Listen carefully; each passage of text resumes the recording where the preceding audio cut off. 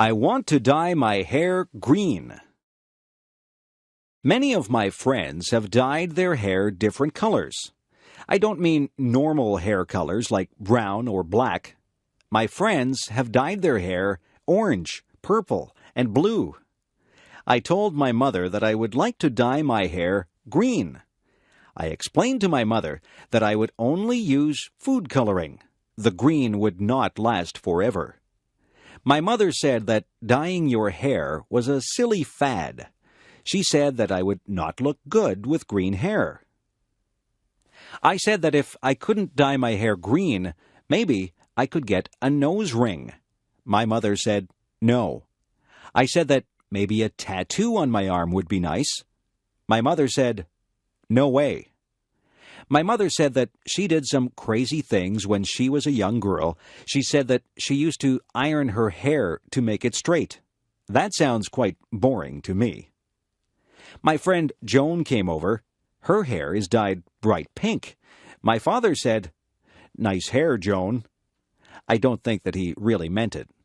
My mother says that when I am an adult, I can dye my hair whatever crazy color I like, but for now, she would like me to leave my hair its natural color. I tried to tell her that all my friends were doing it. My mother asked, if all your friends were jumping off a cliff, would you do it too? I said, no. I think I'll have to wait to have green hair, but maybe by the time I'm old enough to dye my hair green, I won't want it that color. My mother says that fads change all the time. One day, something might be popular, and the next day it's not in style at all. I'll just have to live without green hair for now. I wonder what the fad will be next month. Why do people dislike other people? Some people don't like other people just because they look different. I think that is silly. I don't think that it is fair to judge someone by the way they look. Some people look very nice, but they are mean or cruel. Some people look very ordinary, but they are incredibly nice. I remember when I was in grade 1. I saw a girl across the room. She had a mean look on her face. I thought to myself that she was probably not a very nice person. I stayed away from her and played with the other children. Then we had to play a game, and the teacher said that she would pick partners for us. The teacher picked the girl with the mean face as my partner. I didn't think that the game would be much fun at all with a partner who seemed as mean as that girl. I walked up to her and said hello. The girl's face changed. She smiled at me, and she began to talk to me. Her mean face disappeared. We had lots of fun playing the game. We laughed a lot and enjoyed each other's company. That girl became my best friend. Now, when I look at her, I see what is inside her. Sometimes she doesn't smile, but I know what she is like. She is a kind and funny person. I have learned that you can't judge a book by its cover. It is not fair to dislike someone just because they don't look like you want them to look. You have to get to know a person. It doesn't matter to me what color a person's skin is. It doesn't matter to me if they are short or tall, skinny or fat, or happy or sad looking. I judge people by how they treat me, and I try to treat people like I would want to be treated. The birthday gift. It is going to be my father's birthday. What can I give him? I don't have much money. I have looked all through the stores, and I have not found anything that I think he would like or that I can afford. I have thought very hard about what to buy for him. I thought that he might like some candy, but my father really doesn't eat many sweets. I thought that he might like a new shirt, but he has lots of clothes. I can't afford a new car or computer for him. I was watching him on the weekend. He cut the grass, washed the car, took out the garbage, weeded the garden, and watered the plants. I got an idea. I went to my room and took out some paper. I cut out pieces of paper, and I wrote on them. I wrote on one piece of paper that I would wash the car every weekend for the summer. I wrote on another piece that I would take out the garbage every week for the summer. I also wrote that I would cut the grass, weed the garden, and water the plants every week for the summer. I made a birthday card for my dad, and I put the pieces of paper inside it. I went downstairs and gave my gift to my dad. My dad thought that the gift was very thoughtful. He said that it was a gift from the heart. I did all those things for my dad all summer. He said that he had a lot of free time because I helped him so much. My dad and I are good friends. I don't mind doing things for him because I know that he is always there to help me out. A good gift doesn't have to be something that costs a lot. My dad says that the best gifts are the ones that show how much you care for the other person. I'm glad my dad liked his gift. New Year's Day. On New Year's Day, people start a new year. Many people make resolutions. They resolve to be better people.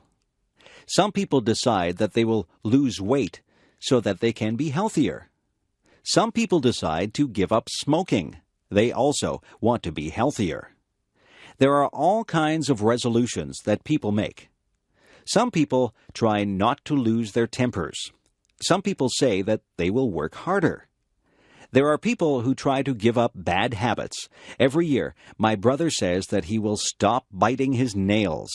He stops biting his nails in January, but by February, he always starts again.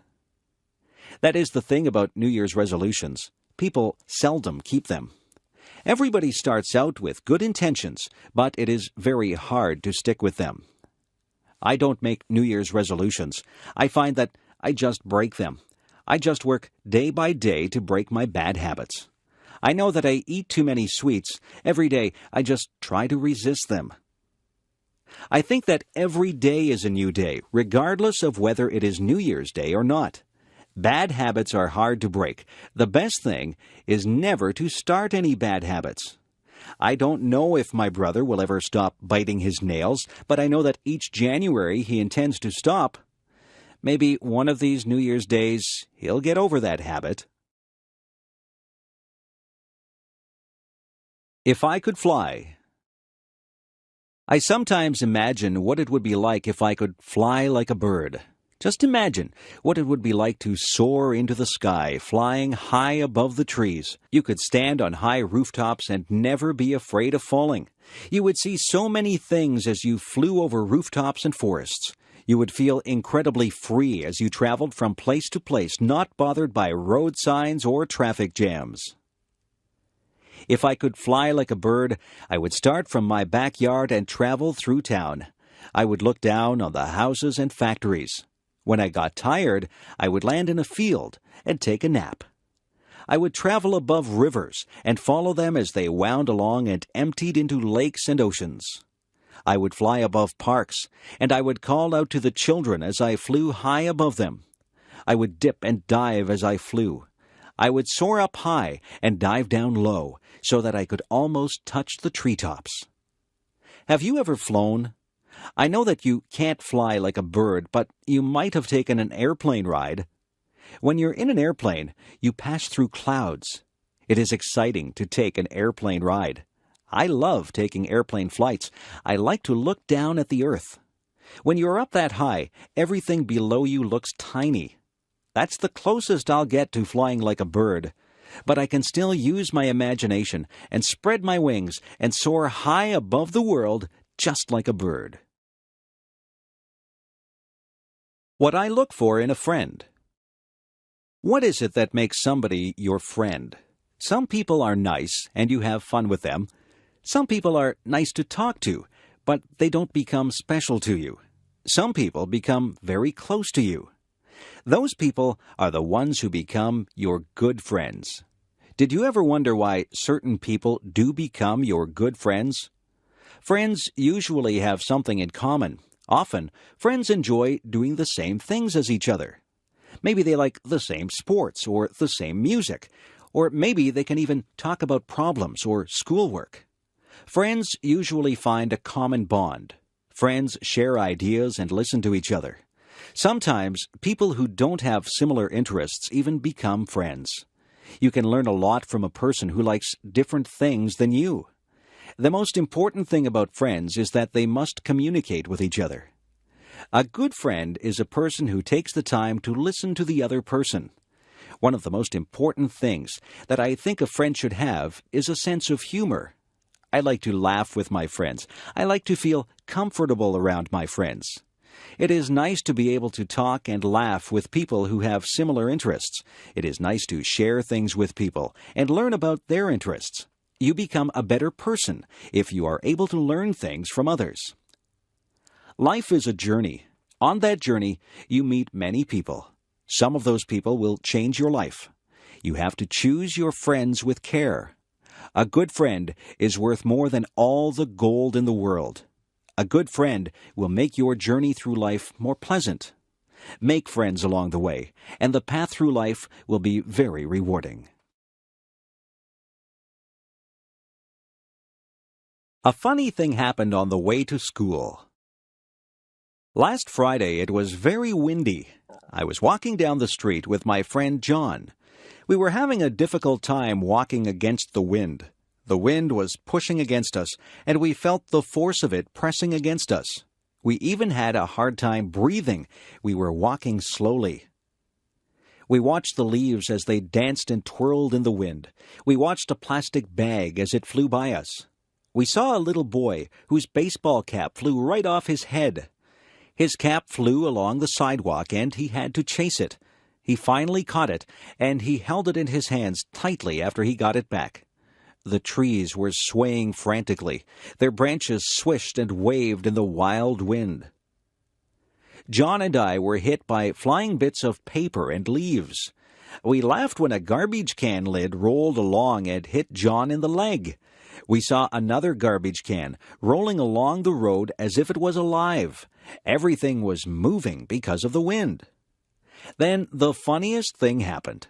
I wasn't paying any attention, and a paper bag came flying up the street toward us. It hit me right in the face and covered my whole face. At first, I didn't know what had happened. I was blinded. I couldn't see where I was going. I stopped and held out my hands. When I stopped, the bag fell off my face. I looked at John. He was laughing very hard. He was laughing so hard that tears were rolling down his cheeks. He said that I looked very funny with the brown paper bag stuck to my face. I started to laugh too. We laughed about it all the way to school. John said that he wished he had a camera.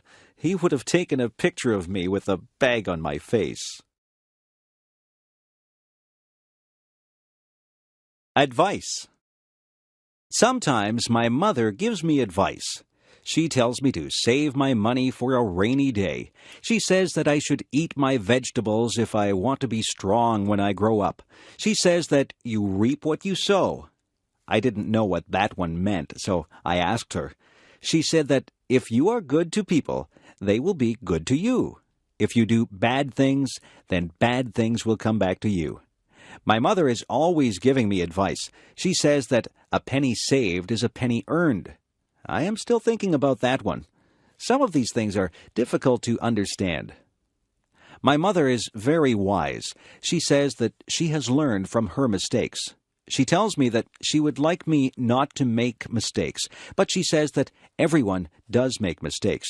The important thing is that we learn from our mistakes. My mother says that nobody is perfect. My mother tells my sister that time is precious. My sister wastes time, and my mother doesn't like that. My mother tells me to be true to myself. She says that I should not follow the crowd. I should listen to my own conscience and do what I think is right. She says that it doesn't matter if you fail at something. The important thing is that you try. If you've done your best, then that is all that matters. I listen to my mother. I think she gives very good advice. My mother has a lot of common sense. I hope I am as wise as she is when I have children of my own. Sometimes I wish that she would not give me so much advice. I think that I know what I'm doing. But in the end, I always remember what she has said, and I try to live by the standards that she has set for me. Take the advice that your parents give you. They only have your best interests at heart. A trip to the hospital. I have to get my tonsils out. I'm not really happy about it, but I'm tired of being sick and having sore throats. I have to go to the hospital 2 hours before my surgery. My mother will go with me. The nurses will take my temperature and check my blood pressure. They will make sure that I am ready for my operation. I will be dressed in a white gown, and I will be wheeled down the hall to the operating room. I can't have anything to eat or drink for a long time before my surgery. My mother will walk down the hall with me. Then she will wave goodbye as they wheel me into the operating room. The doctor and the nurses will be busy in the operating room. They will be getting ready to perform my surgery. The doctor will say hello to me and tell me that he is going to put me to sleep. He will put something into my arm. He will tell me to count backwards from 10. I think that I will only say 10, 9, and then I will be fast asleep. I won't be awake for the surgery. When I wake up, I will be surprised that the surgery is over. My throat will hurt and I probably won't feel very good. My mother will be there with me. The nurses will give me a drink and try to make me comfortable. I won't be in the hospital overnight. I will go home later in the day. My parents will have to make sure that I have a lot to drink. I can't eat any hard foods or they will hurt my throat. I will sleep a lot because I will not feel very well for a couple of days. It won't take long before I recover from my surgery. Sometimes we need surgery to make us feel better. Hospitals can be a bit frightening, but the doctors and nurses are very nice, and their job is to make you better. What my cat did. One day I was sitting in a chair drinking a cup of tea. My cat came into the room and sat on my lap. She was quite content, and she sat there purring. My cat likes to drink water, and sometimes she drinks milk. I would never give her tea to drink.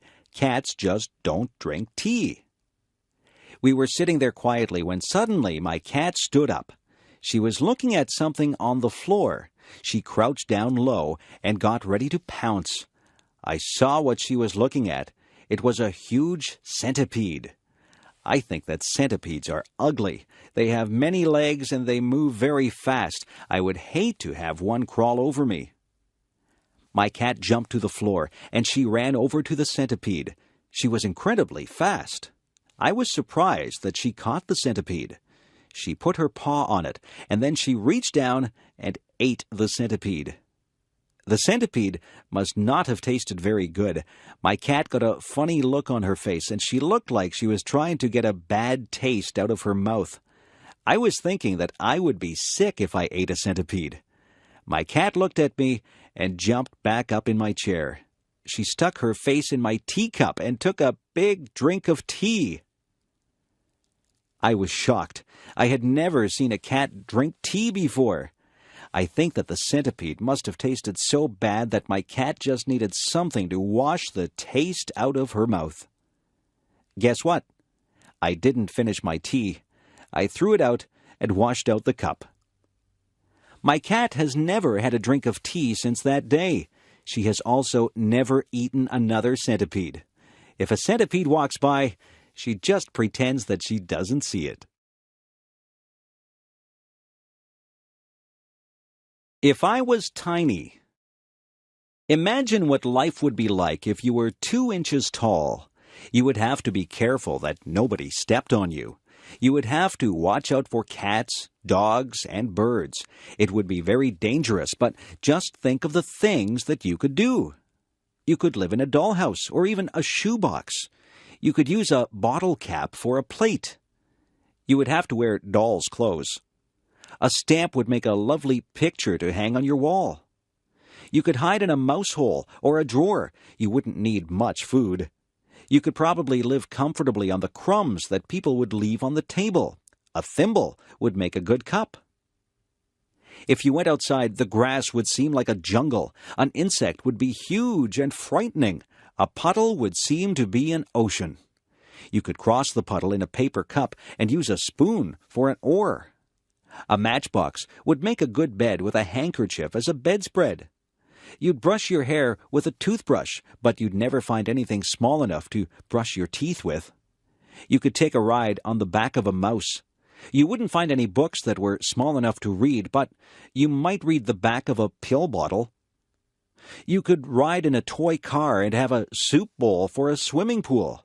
A leaf could be your umbrella, and a mitten would make a great sleeping bag. If you used your imagination, you could think up something to use for almost all your purposes. Being small might be fun, but then again it would be frightening. I'd be afraid of my pet cat. I wouldn't want a book to fall on me. I would be afraid of being swept away by a big gust of wind. I think I'd rather be my size. If I were a giant. If I were a giant, I wouldn't be able to fit in my house. I'd have to live in a building that had a high ceiling, but I'd probably have a hard time getting through the door. I'd have to make my own clothes, but where would I get a giant needle and thread to sew with? I couldn't ride in a car or a plane. I suppose I would just have to take giant steps to get from place to place. I would have to be very careful not to step on anybody or anything. When I talked, people would cover their ears. My voice would sound very loud to them. I wouldn't find shoes to cover my feet. I wouldn't find a knife and fork to eat my dinner with. I might have to use a rake as a fork. My dinner would be huge. What would I cook my dinner in? I certainly wouldn't find an oven big enough to put my dinner in. If I sneezed, it would be like a hurricane. If I fell down, it would be like an earthquake. I wouldn't have any friends because everyone would be too tiny for me to talk to. I think that being a giant would be very lonely. I couldn't have just one apple. I would have to have a lot of apples to fill me up. I would have to drink gallons and gallons of water to quench my thirst. I could never relax under a tree. I would be taller than all the trees. I don't think that being a giant would be fun. I won't ever make a wish to be a giant. I would rather be my height. I'm very happy the way I am. Do people have the right to smoke in public? My father used to smoke. He got very ill. The doctor told him that he had to quit smoking. My father tried for a long time to quit. It was very difficult for him. Smoking is an addiction. After many months, my father finally gave up smoking, but he still craved a cigarette once in a while. He says that quitting smoking is the hardest thing that he has ever done. When my father did smoke, he smoked everywhere. He smoked in restaurants, stores, and many public buildings. Now, you are not allowed to smoke in a lot of public places. When my father smoked, the rules were not so strict. People could smoke just about anywhere. It really wasn't fair to the people who didn't smoke. Their clothes always smelled like smoke, and they breathed in second-hand smoke. Some people think that the second-hand smoke is actually worse for you than if you smoke yourself. People would smoke in their houses, and very young children would inhale the smoke that was in the air. Some people still smoke in their houses, and their children breathe in the smoke. Some restaurants have areas for smokers and non-smokers, but usually the smoke drifts from one area to the other. There are some businesses that have banned smoking altogether. Personally, I think that smoking in public places should be completely banned. I don't think that I should have to breathe in another person's smoke if I choose not to smoke myself. It wouldn't be fair for a non-smoker to get lung cancer because they had to be in a place where smokers were allowed to light up. I know that smoking is a powerful addiction and that it is very difficult to quit, but smokers should restrict their smoking to places where there is nobody else around. Lung cancer is an awful disease. Nobody should have to suffer with lung cancer. People should be educated about the dangers of smoking. Smoking should be banned in public places, but eventually I would like to believe that fewer people will smoke. It would be nice to live in a smoke-free environment. My favorite bedtime story. Every night when I was little, my mother would read me a bedtime story. My favorite story was Tom's Midnight Garden. This was a story by Philippa Pierce. It was quite a long book, and it took quite a few nights for my mother to read the entire book to me. In Tom's Midnight Garden, Tom moves to the city to stay with his aunt and uncle. He is very bored at their apartment. They have no children, so Tom has nothing to do. One night, the clock strikes 13 times. Tom knows that this is impossible. A clock can only strike up to 12 times. He sneaks downstairs and goes outside. When he goes outside, there is a wonderful garden that wasn't there the day before. The next day, Tom goes outside and finds there is no garden. The garden only seems to appear at night. Every night, Tom slips out to this wonderful garden and meets some people in the garden. He meets a girl named Hattie. Hattie and Tom become very good friends in this garden. Some very strange things happen in this book. There are some coincidences that keep you guessing about what is really going on. The surprise ending is wonderful. I really enjoyed Tom's Midnight Garden, and I was very sad when my mother and I came to the end of the book.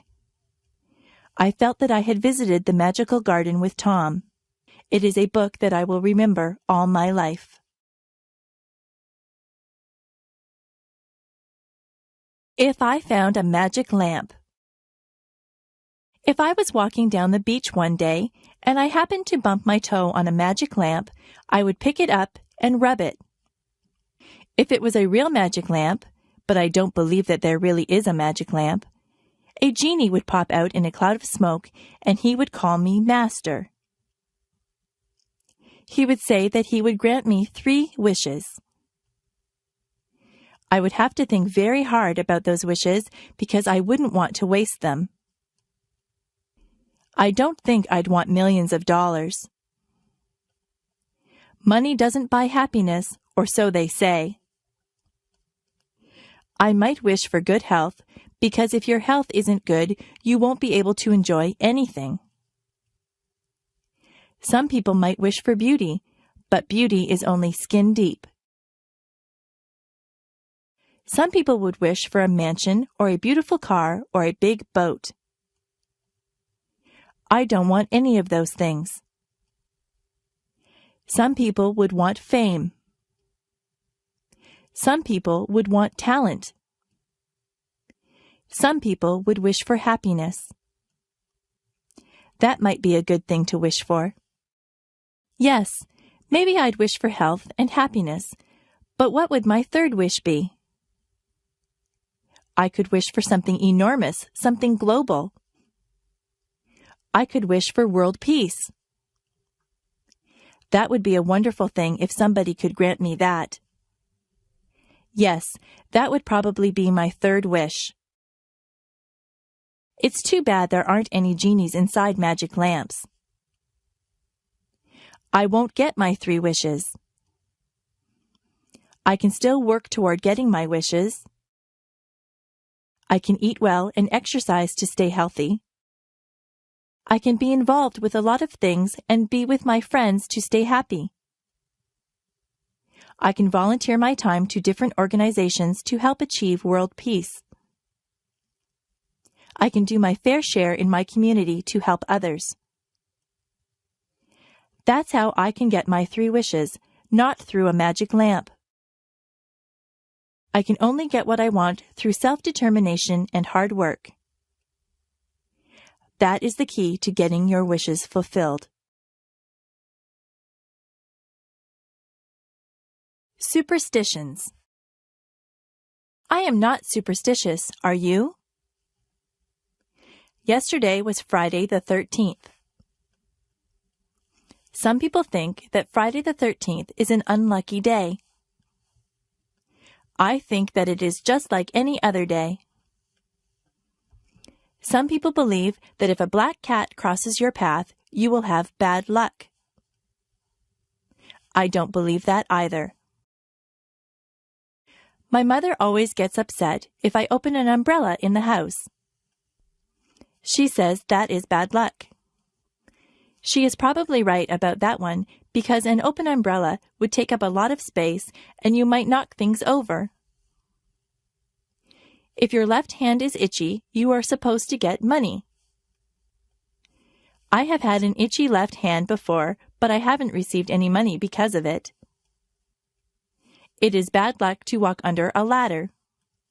That is probably true because you might knock somebody off the ladder or have a can of paint fall on top of you. If you are acting in a play, it is bad luck if someone says, "Good luck" to you. This is very confusing. You are supposed to tell an actor to break a leg. It doesn't mean that you want the actor to break his leg. It means good luck to the actor. Actors have a lot of superstitions that are very unusual. I am not superstitious. I don't believe in superstitions at all. It is just fun to learn about superstitions. Some of them are very old and have been passed down from generation to generation. I once did a project at school on superstitions. It was a very interesting topic, and I got a good mark for it. Help. Did you ever have to call for help? Were you ever in a situation that was an emergency? It is good to know what to do in case of an emergency. You should always know how to get in touch with the police and fire departments. I have read stories where very young boys or girls have called the police and saved their friends' or family members' lives because they knew just who to get a hold of. If you see a fire, you should call the fire department. A lot of tragedies have been prevented because the calls have been made quickly. It is important that emergency vehicles arrive very quickly. That is why those vehicles have sirens. When their sirens go, it means to get out of the way. Policemen, firemen, and ambulance attendants are trained to handle very difficult situations. They often save people's lives. They go through a lot of training to become good at what they do. They never panic in emergencies. For your part, you should keep emergency numbers near the phone or know what the emergency numbers are. Where I live, there is a special number that you call for any emergency. We teach that number to everyone, even very tiny children. It is important to remain calm if you need help. If you call an emergency number, you have to be able to speak clearly and tell the person you are talking to exactly what the problem is. I hope you are never in an emergency situation, but it is a good idea to be prepared. The peach orchard. When I was very young, I lived near a peach orchard. Now there is a park where the orchard used to be. I always remember the peach orchard because my grandmother and I used to go there and pick peaches. The owner of the orchard would let all the neighbors pick peaches. It's not the fact that I used to get many ripe, tasty peaches that I remember. It's the time that I used to spend with my grandmother that I remember. My grandmother was very old, but she was very healthy. She used to walk a lot. I think that is what kept her fit. She had a lot of energy, so she liked to go to a lot of places. She would get a fruit basket, and then she would ask me if I wanted to go to the orchard. I always said yes because I enjoyed walking through the orchard on a sunny day. We never climbed up on a ladder to reach the peaches. We just reached for the low-hanging fruit. My grandmother and I used to talk all the time that we were out there. It was nice to spend time with her. She told me many stories about when she was a young girl. We laughed and got to know each other better. My grandmother only visited us during the summer. She lived in California and I lived in Niagara Falls, so we didn't get to spend a lot of time with each other. We enjoyed the hot summer days in the orchard. You could smell the peaches, and the bees buzzed lazily by us. My grandmother would point out different insects and birds to me. I learned a lot about nature from her. We would end up with a big basket of peaches. When we got home, my mother would wash the peaches, and often she would bake a peach pie for us. Nobody bakes a peach pie like my mother. It's good to have memories like that. Childhood memories of time spent with my grandmother are very precious to me. Sometimes it's just the simple things that you do in life that leave you with the nicest memories.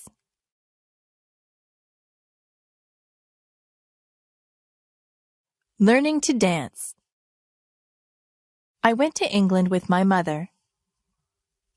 She used to be a singer in a band. We went to the hotel that she used to sing at. It was a big, fancy hotel. Some of the people that she knew when she sang in the band were still there. They remembered my mother, and they had a good time talking to her and remembering old times. Many people told me that I looked like my mother.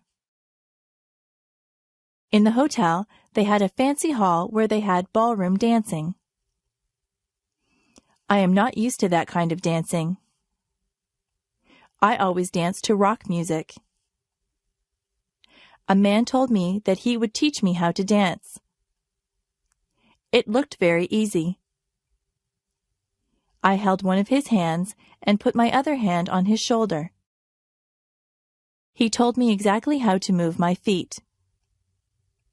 I was very clumsy and I stepped on his toes. He was patient with me and he counted 1, 2, 3. I tried to waltz with him. I would start out pretty well, but then I would get mixed up and stand on his toes again. The man laughed about it. I told him that I wasn't a very good dancer, but he said that I was good for a beginner. I think he was just being polite.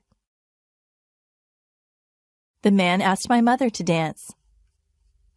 My mother is a very good dancer. I didn't know that about her. She never stepped on the man's toes once.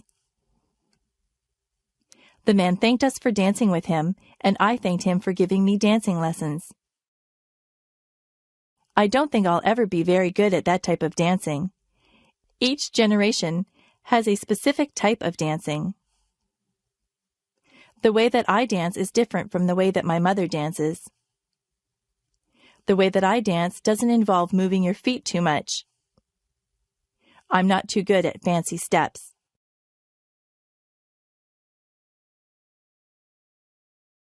Superheroes.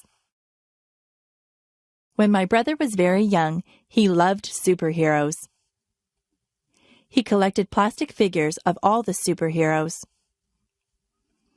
I think he had every superhero figurine that there was. He used to tie a towel over his shoulders and run through the backyard. He pretended that he was rescuing people. One time he stood on the roof. He really thought that he could fly with his superhero cape on. He would have hurt himself if he had jumped. My dad saw him and told him to get down. My dad explained to my brother that superheroes are not real. Real people cannot fly from rooftops. My brother was disappointed. He thought that the superheroes really existed. My dad explained that most superheroes were created as comic book characters. Somebody used their imagination to make them up, and then an artist drew them. My brother was not impressed. He said that he wanted to meet the superheroes. My father told him that he might meet someone dressed up as a superhero, but it wouldn't really be a superhero in the costume. It is hard to explain to small children that the things that they see in comic books and on television aren't really real. My brother still pretends that he is a superhero. He doesn't jump from rooftops, but he runs around and makes noises like he is flying. I look at him and remember when I used to do things like that. I'm more mature than my brother. I know that superheroes aren't real, but I know that he is having fun and using his imagination. Being a princess. Sometimes I think that I would like to be a princess. A princess would live in a palace and wear beautiful clothes. She would have servants to do chores for her, and she would probably marry a handsome prince. People would recognize her.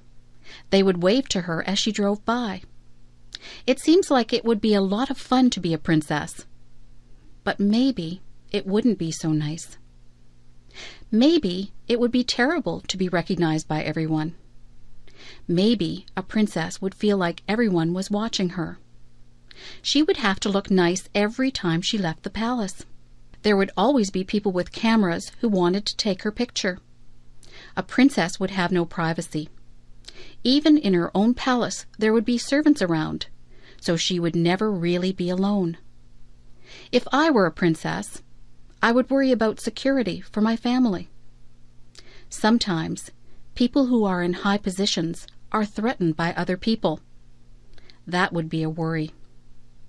I'm not so sure that being a princess would be all that much fun. I think it might be better to be just a normal person like me.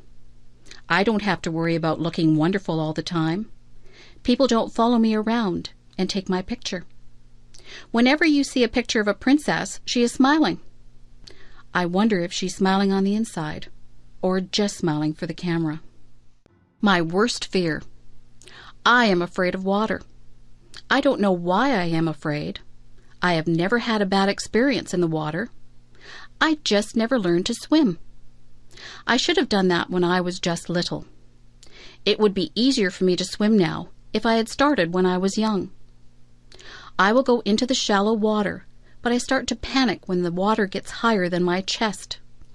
I don't like the feeling of not being able to put my feet on the bottom of the pool or the lake. I don't like to get water up my nose. I choke and cough when that happens. My friends just tell me to relax and I will float, but I find it hard to relax in deep water. They keep telling me that if I panic, I will sink. Most of my friends have had swimming lessons. Some of them are even lifeguards. They have tried to teach me to swim, but I think I need to go to a place where they actually teach swimming. It would be nice to jump into a pool of cold water on a hot summer day. That would be so refreshing. If I go out onto a boat, I always wear a life jacket. I think it is wise to do that. Everyone should wear a life jacket on a boat. I would rather be safe than sorry. I have decided that I will overcome my fear. I will go and take swimming lessons. I have a goal. By this time next year, I would like to be able to swim the length of the pool without being afraid. It is best to face your fears and deal with them. I hope that I can overcome my fear of water. If I live to be 100. I think I would like to live to be 100. It seems like an awfully long time to live. It is an entire century. Imagine all the changes that you would see if you lived to be 100. I had a neighbor who was 85. She used to tell me what things were like when she was a little girl. She told me what my town used to look like, what her clothes were like, and what her school was like. I used to enjoy listening to her stories. Everything was so different when she was young. Listening to her was like having history come to life. I used to try to imagine what life was like for her back then. If I was 100, and I had grandchildren and great-grandchildren, I would tell them stories about my childhood. I would hope that I had a good memory so that I could remember everything. If I do want to live to 100, I'll have to have a healthy lifestyle. Not too many people live to be that old. If I do get to be that old, I hope I'll still be mentally alert and physically agile. In my country, the Prime Minister sends a letter of congratulations to anyone who has their 100th birthday. People who live to be 100 are very special. Maybe in the future, with better medical care and healthier lifestyles, more people will live to be 100. If I live to be 100, I'll have a birthday cake. But I won't put 100 candles on the cake. I could never blow out 100 candles.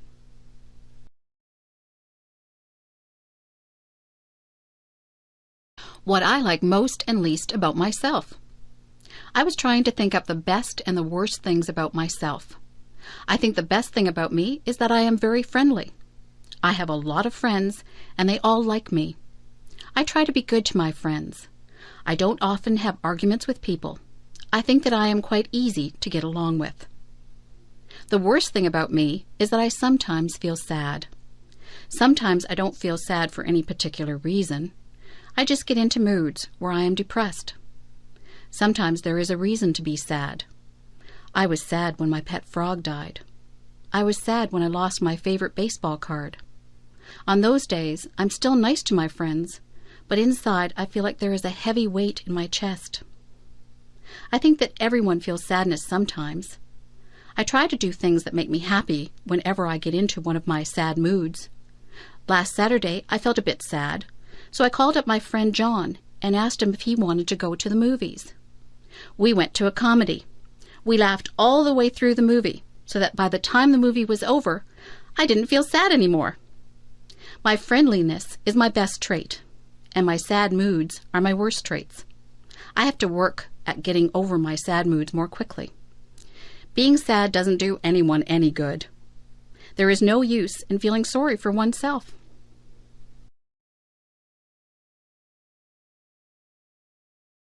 The trunk in the attic. Last month, my grandmother asked me if I could help her to clean out her attic. I was happy that she asked me. My grandmother says that her attic is full of junk. I think that her attic is full of treasures. I helped her to dust and vacuum the attic. I pulled and pushed around boxes and crates. I helped her to wash the floors and walls. My favorite thing that I did was to sort through the old trunk that she had up there. The trunk had a rusty latch on it. It was a bit difficult to open, but my grandmother got a knife and pried the latch open. The trunk was full of all kinds of things. There were lots of clothes. Some of the clothes had been my grandmother's. There was a blue velvet dress that she had worn to a dance when she and my grandfather were dating. It was a beautiful dress, but there were a few moth holes in it. There were some of my mother's old clothes. There was a pair of bell-bottom slacks that had bright flowers on it. I couldn't believe that my mother had ever worn something like that. There were some of my mother's old report cards. Some of her marks weren't very good. I had fun reading the report cards. There were photographs. There was a picture of my grandparents holding my mother when she was a baby. There was an old baseball glove that one of my uncles had owned. There was even one of my old dolls in there. One of her legs was missing. My grandmother said that I was rough on my dolls when I was little. I should have taken better care of my toys. There was even some old jewelry. I tried on some of the old clothes and jewelry. I told my grandmother that I liked looking through old things. My grandmother told me to keep whatever I wanted. She said that it was all junk. I still say that her trunk was full of treasures. Hot and cold. I notice that whenever it is summer, people complain about the heat. But whenever it is winter, people complain about the cold. It seems that people are never satisfied. I don't like the winter. It is usually much too cold for me. My teeth chatter, and my fingers turn numb whenever the weather gets cold. It is hard for me to warm up once I start to freeze. I try to wear layers of clothes, but winter winds go through my clothes no matter how much I wear. My feet feel like they are blocks of ice on a cold January day when I walk home from school. I would not like to live in a place that had cold climate all year long. I am not comfortable when it is too cold. I like the summer. Some people say that it is hot and sticky in the summer, but I don't mind the heat at all. I love to feel the warm sunshine on my skin. I like the freedom of not having to wear heavy coats and boots. I am the happiest when there is a slightly cool breeze that comes along to refresh you on a hot summer day. I could live in a place with a hot climate. I would enjoy that. Of course, when you are in a place with a hot climate, there are more bugs than in places with cooler climates. I don't care for bugs. Where I live, it is very humid. The heat and moisture combine to make it uncomfortable sometimes. It is nicer when the heat is high, but the humidity is low. It would be better if I lived somewhere where it was hot, but not humid. That would be just perfect. Walk a mile in my shoes. Have you ever heard the saying, walk a mile in my shoes? I think it's a very good saying. Do you know what it means? It means that before you judge someone, you should put yourself in his or her position. For example, if someone was running in a race and they did very poorly and came in last, it wouldn't be fair to say, oh, he's just a terrible runner. You would have to look at all the circumstances that made the person lose the race. Maybe they pulled a muscle in their leg the day before. Maybe this is their very first race. Maybe they are not in good form because something isn't right in their lives. There can be so many things that affect a person's life, performance, and moods. There can be so many things that affect a person's life, performance, and moods. If someone was very quiet at a party, you couldn't just assume that they weren't friendly. You don't know what is happening in their lives. They could be feeling ill, or they might have just had a bad experience. Nobody can know exactly how another person feels. Even if someone tells you what he or she is experiencing, you still won't fully understand what is going on inside the other person. Everyone perceives and feels things differently. To walk a mile in someone else's shoes is to try and understand things from that person's perspective. We are all shaped by the events that have taken place in our lives. No two people have gone through the exact same things. So, before you are quick to judge someone, stop and think about what it is that they might have gone through. You won't always understand why people do what they do, but you can try to understand and put yourself in their position. If I could go back in my life. If I could go back in my life and do some things differently, this is what I would do. I would not waste so many hours in front of the television set. I would get out and enjoy my life rather than watching actors in shows. I would be a little more considerate of other people. I would realize that my mother has more to do than pick up after me. I would pay more attention in school. Tests are easier when you have paid attention rather than fooling around in class. I would save more money rather than spend it on useless things. I would read more. Reading is enjoyable, and it opens the doors into all kinds of wonderful places, both real and imagined. I would learn to play an instrument. Music is always appreciated if it is played well. I would eat better foods. I would try to stay healthy through my diet and exercise. I would take more pictures, and I would keep a journal. Memories are very precious. I would take the time to listen to what people have to say.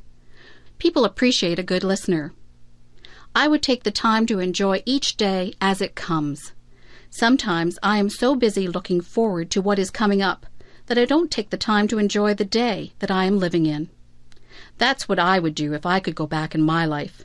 In fact, I think I'll just make a habit of doing all of those things all through my life. Joking. Joking is good. Jokes can be very funny. Jokes can also be hurtful. Jokes can be tasteless too. It is not an easy thing to find jokes that do not offend anyone. Some jokes make fun of different races. Those jokes are not funny. They are hurtful.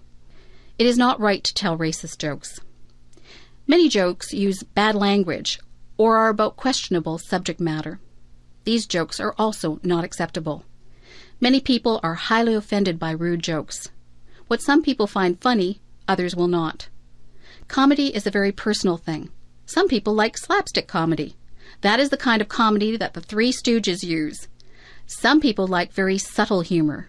Some people will laugh at just about anything. Sometimes it is not appropriate to laugh, but you feel like laughing anyway. Did you ever see anyone fall down? Did you feel like laughing when they fell down? You were probably worried that they had hurt themselves, yet the way that they fell was so funny that you felt like laughing.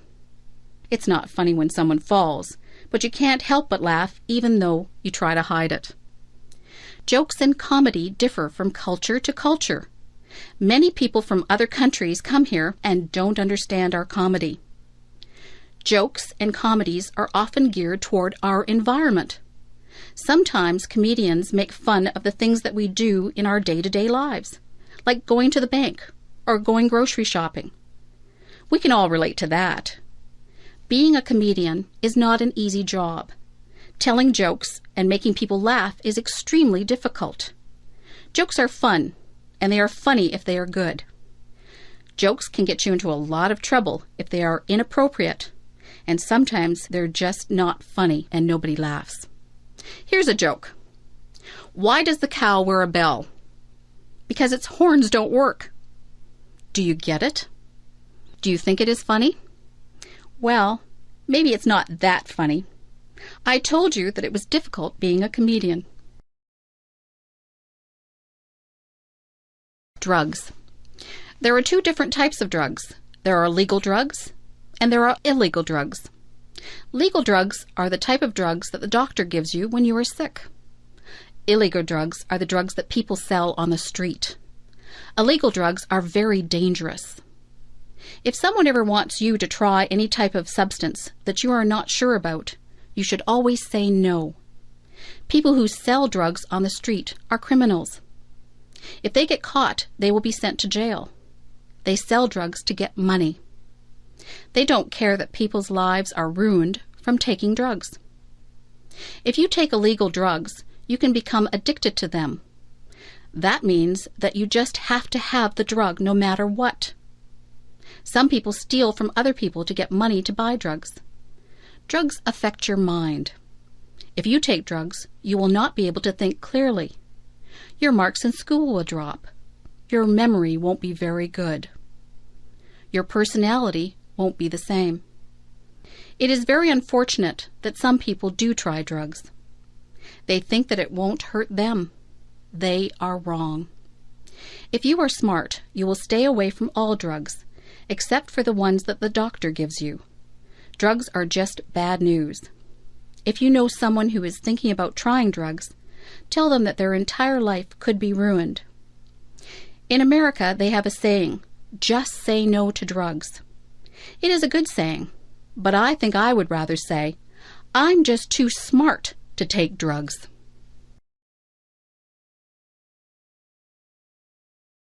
Divorce. Mary's parents just got a divorce. Mary is very upset. She thinks that her parents don't love her anymore. She thinks that they got a divorce because of her. She is wrong. Her parents love her just as much as they always did. They aren't getting divorced because of Mary. Sometimes marriages just don't work out. It isn't really anyone's fault. Marriage isn't easy. It is hard for two people to stay together for a lifetime. Sometimes people change as they get older and they move on. Some people have perfectly good marriages and they stay together for their entire lives. Divorce doesn't happen because the parents don't love the children anymore. A lot of children feel that it is their fault, but it isn't their fault at all. Children neither cause the divorce nor can they prevent it. It is up to the parents. Divorce isn't the end of the world. Children can still see both parents and stay with them. Life goes on. Sometimes children can get new stepmothers or stepfathers. That can be a good thing. You just have to be understanding and know that your parents still love you. Life doesn't always go the way that we planned it, but it has its twists and turns. Life is an adventure. If your parents get a divorce, just be understanding. Know that they love you and that this is a hard time for them. It is a hard time for you too, but these things have a way of working themselves out in the end. If my fish could talk. I have a goldfish. He swims around in his bowl all day. He looks bored. I look inside the bowl and watch him. His mouth always moves. He looks like he is talking. I imagine what my goldfish would say if he really could talk. I think he would say, "Hey, I'm bored in this little bowl. Why don't you get me a bigger tank with more fish in it? I would like to have some friends to swim around with." I went out and bought a bigger tank for my goldfish. I put some plants at the bottom of the tank, and I got a miniature deep-sea diver to put at the bottom of the tank. I looked into the tank and imagined what my goldfish was saying. He seemed to be saying, "This is a nice tank. It's roomy in here and you decorated it well, but I still don't have any friends to swim with." I went to the pet store and bought 3 more goldfish. I put them into the tank. All of the goldfish seemed to look at each other. They swam near each other and seemed to be playing games. I knew which one was my goldfish because he has a black spot on his fin. I looked at him and imagined that he was talking again. He said, "This is great. I have a big new home and friends to swim with. These are nice goldfish that you brought home for me. Thank you." Goldfish can't really talk. I know that. I just like to pretend that my goldfish talks. He seems very happy now with his nice new home and his new friends. I don't think goldfish can smile either, but it looks like my goldfish has a smile on his face. The best teacher. I have had a lot of teachers. Some of them were good and some of them were boring. There is one teacher whom I remember very well. He is the best teacher that I ever had. His name was Mr. Alban. He was a history teacher. History is not my favorite subject. I don't really enjoy history a lot. When I was in Mr. Alban's class, he made history seem exciting. He was more of an actor than a teacher. If he was describing a war, he would make us feel all the emotions that the soldiers and their families would have felt. We could almost hear the guns firing and the people shouting. He would paint a picture in our minds that was very vivid. When I had a history test in his class, I didn't have to study much. I would remember every word that he had said. I would see him doing the actions that went along with his stories. He was very animated. He would shout out orders as if he was a general, or he would speak softly and reverently when describing the death of a great hero. The most important thing that I learned from Mr. Alban was that I did really like history. I just thought that I didn't like it because most people had made it dull by just reading from the textbooks. History is not just a series of dates and dull facts. History is what really happened. History is real life. All the historical figures had real families and emotions. They weren't just fictional people.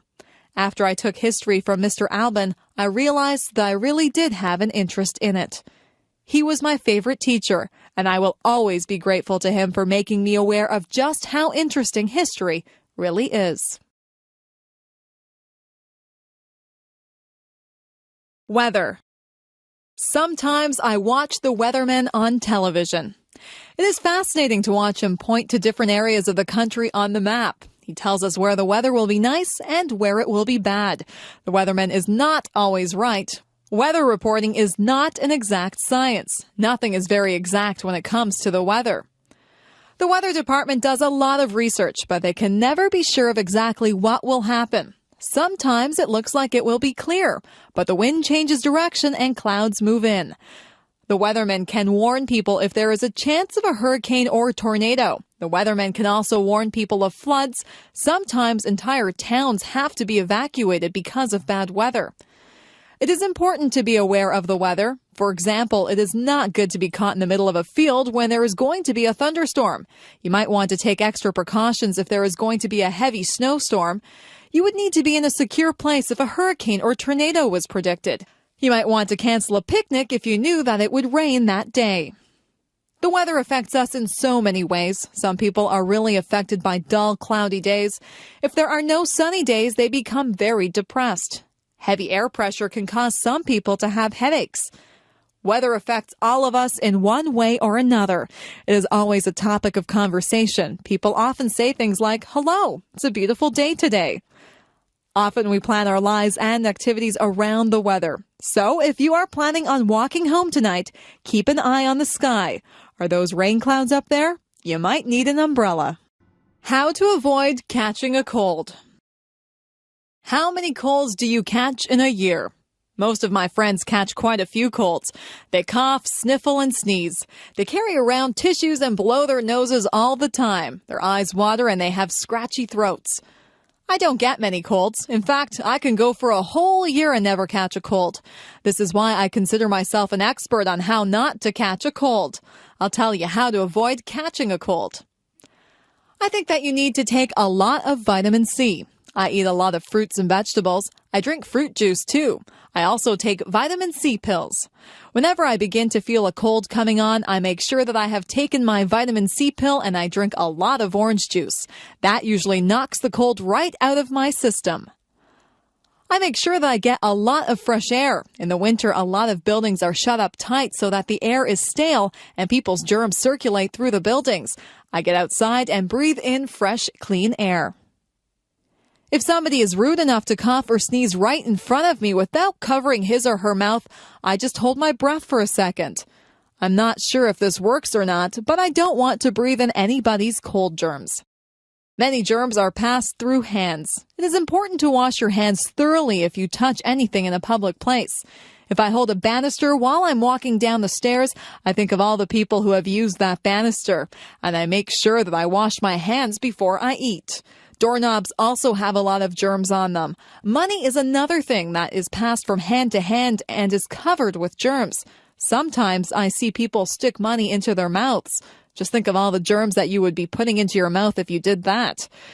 If you just give it a little bit of thought, you can avoid a lot of germs that cause colds. If you eat good food and stay fit, your body will be able to fight off the germs that causes colds and other diseases. It is not always possible to avoid colds, but if you do catch a cold, drink plenty of fluids and get a lot of rest. The future. I sometimes wonder what life will be like in the future. Life has changed so much in just the past few years. I'm sure that there are still big changes that are coming. Do you think we'll still drive cars? Maybe we'll get into computerized vehicles that we won't have to drive. We'll just push a few buttons and the vehicles will take us to wherever we have to go. Maybe there won't be roads. We might just fly through space to get where we want to go. Instead of telephones, we'll just use our computers. We'll be able to see each other when we talk. That type of thing is already happening. Maybe we won't have to cook our meals. We might be able to push buttons to order whatever we want. A nice roast beef dinner or an ice cream sundae might just pop out of a machine. It would be nice to have a robot to clean the house for you. In the past few years, computers have been extremely important. People used to write to each other through the mail. Now people communicate so much more frequently through email. Most of my friends own computers. If we had all of these things to do the work for us, what would we do? We would still need people to program the computers. We could spend more time being creative rather than doing everyday chores. The future holds many surprises. I'm sure that technology will become even more and more amazing. When my parents were young, they had never even seen a color television. Nobody owned a computer. It doesn't take long for things to change a lot. Who knows what amazing things are in store for us? Giving a speech. I had to give a speech last week. I gave a speech to 300 people. I had to speak in front of a group of students. I had to tell them about a campaign that we were having to raise money for cancer research. Giving a speech can be a difficult thing. When you stand in front of a big crowd, you can get very nervous. Some people feel like they have weak knees. Their legs feel as if they are made of rubber. Their heart beats very hard inside of their chest. Their palms get sweaty. Some people even become short of breath. For some people, giving a speech is their worst fear. When you give a speech, everyone is looking at you. They are waiting to hear what you have to say. When you have 300 people looking at you, you have 600 eyes that are on you. It is a little frightening when you think of it that way. Before I give a speech, I take 3 big breaths. I calm myself and I remind myself that what I have to say is important. I like to be sure of what I am going to say, so I practice my speech in front of a mirror at home. I like to look like I am relaxed and friendly. They say that practice makes perfect, so the more speeches that you give, the better you will become at it. Whenever I have to give a speech, I imagine that the audience is just one big person. I look out into the audience until I find a friendly, smiling face. I focus on that person, and I pretend that I am just talking to them. I have become used to giving speeches. I am more relaxed now than I used to be. People tell me that I do not look nervous at all. I like to hear that. Sometimes I do feel a little flutter of nervousness, but I just ignore it and do the best that I can. Giving a speech is not as scary as it appears to be. Anyone can do it with a little practice. Moving to another country. My friend Steve moved to another country. He had lived in Canada all his life and he moved to Japan. Life in Japan was very different for Steve than what he was used to. At first, Steve suffered from culture shock. His whole life seemed different. He was not used to the way of life in Japan. Steve was not used to the large crowds of people that walked up and down the streets in Japan. In his hometown in Canada, the streets were fairly quiet. Steve had to get used to the food. In Japan, the people eat a lot of fish. Steve had never eaten much fish before. Steve wanted pizza, but it was expensive in Japan. Steve said that he had to adjust his eating habits. The people in Japan have different customs than we do here in Canada. Steve didn't want to offend anyone, so he had to learn the customs. He had to learn about what Japanese people considered polite and rude. Sometimes in a foreign country, you can do something to insult someone without even realizing that you are being rude. At first, Steve had trouble with the language. He said that the only way to really learn the language is to talk to people. Steve talked to a lot of people. He made a lot of mistakes, but people were patient with him, and they tried to help him with his Japanese. It wasn't long before Steve felt more comfortable in his new surroundings. You have to be willing to learn new customs and a new language if you move to another country. Steve feels very comfortable in Japan and in Canada now. He is thinking about going to another country now. He thinks that he might like to try and live in Italy. I'm sure that he would get over his culture shock very fast if he moved there. Moving to a new country can be difficult, but if you are willing to learn, it can be a very rewarding experience. Look for the beauty. I have learned that things don't always go the way that they were planned. If something doesn't happen the way that I want it to, I try to make the best of the situation. I always try to find something good in everything that happens. Last year, I broke my ankle when I was walking on an icy sidewalk. At first, I was very upset. I was missing school and there was a party that I wanted to go to. I couldn't do very much of anything. My ankle was very sore. I stayed home and I read a book. It was an excellent book and one that I probably would not have had time to read under normal circumstances.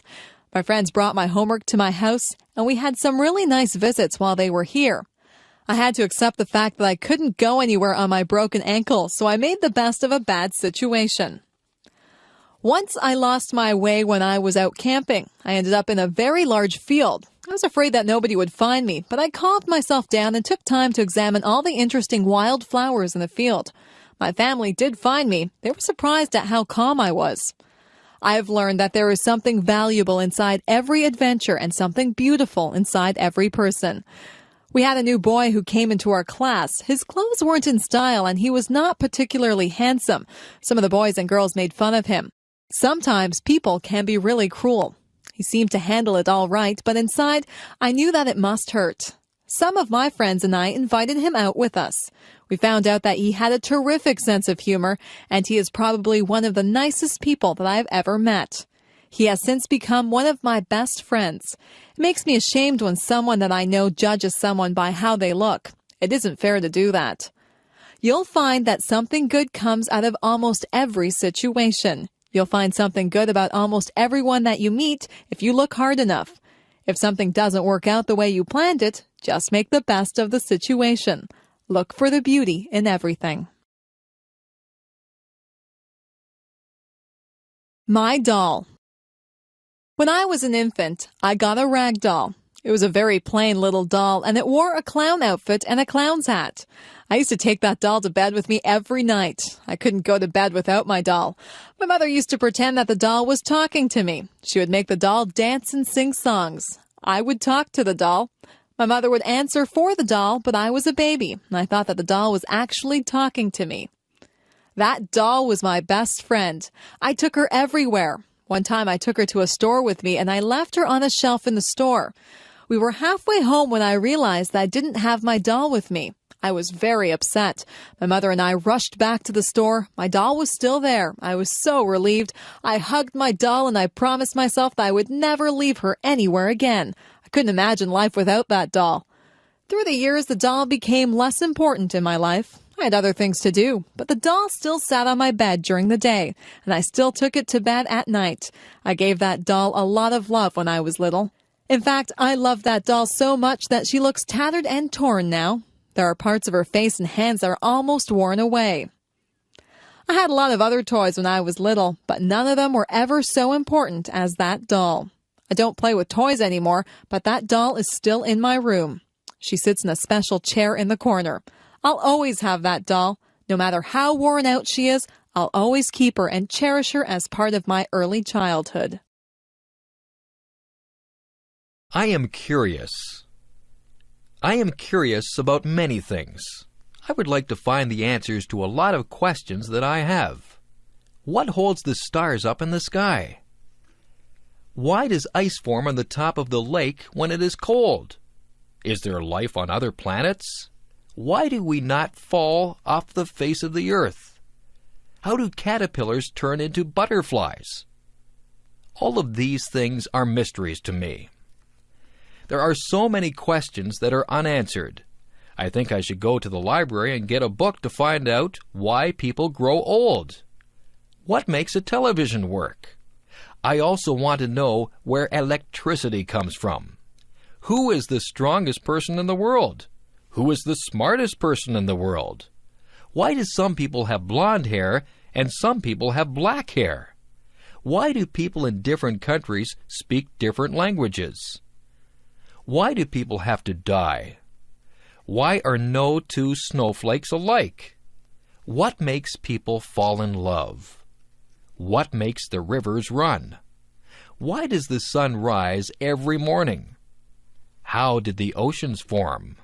Why did the dinosaurs vanish from the earth? I wonder if I'll ever find out the answers to all of my questions. I think I'll have to study hard and stay in school to find out everything that I want to know. Some questions never get answered. It is good to be curious. People who are curious about things are the ones who learn a lot, and some curious people go on to invent things and make important discoveries. Creative people. Some people are just born to create. That's what I think. Some people just have the need to write stories, compose beautiful music, or paint pictures. Creativity seems to be inside them, and they need to let it out. It's good that we have people like that. Composers like Mozart and Chopin have given us music that is incredibly beautiful. It's not just the classical composers who have given us great pieces of music. There are modern composers who have written great songs also. Elton John is an example of someone who has composed many wonderful songs. Andrew Lloyd Webber has given us some very popular musicals like Cats and The Phantom of the Opera. There are so many talented and creative people in this world. When you visit an art gallery, you marvel at how artists are able to recreate realism or make up something that seems totally unreal, yet beautiful. The American artist Norman Rockwell painted some pictures that actually look like photographs. He tried to portray life as it was in America. Through his paintings, one can get a good sense of American life through the years. On the other hand, artists like Jackson Pollock did not portray realism. Jackson Pollock painted abstract pictures. His paintings are just as good as Norman Rockwell's, but they are entirely different. Some books that we read are classics. Mark Twain portrayed American life through his characters Tom Sawyer and Huckleberry Finn. Charles Dickens brought Victorian England to life through his books. Most people are familiar with his Christmas Carol, where the mean and miserable Scrooge learns the true meaning of Christmas. People don't have to read the classics. There are modern writers who entertain readers through their stories. Stephen King has written a number of horror stories. Some of his books have even been made into movies. We are lucky to have creative people who share their gifts with us. If you are lucky enough to be creative, you should use your talents to create works of art that we all can share. Career choices. What do you want to be when you grow up? There are so many things that you can be. You might want to work in the field of law. You could be a police officer. You could be a judge or a lawyer. Maybe you'd like to work in the food industry. You could be a cook or a waitress. You might want to manage a hotel dining room. Perhaps you would want to do room service in a hotel. You could be a chef and make fancy meals for people. Maybe show business is what you'd like to be involved in. You could act in television shows or movies. You could sing or play an instrument in a band. If you like to help people, you could go into medicine. You could be a doctor or a nurse.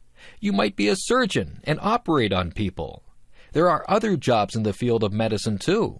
You could be an X-ray technician or a lab technician. It takes a lot of education to be a doctor. Maybe you would rather be a teacher.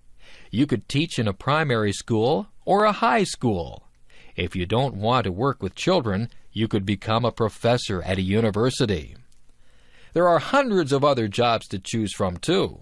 You might want to fix cars or work in a store.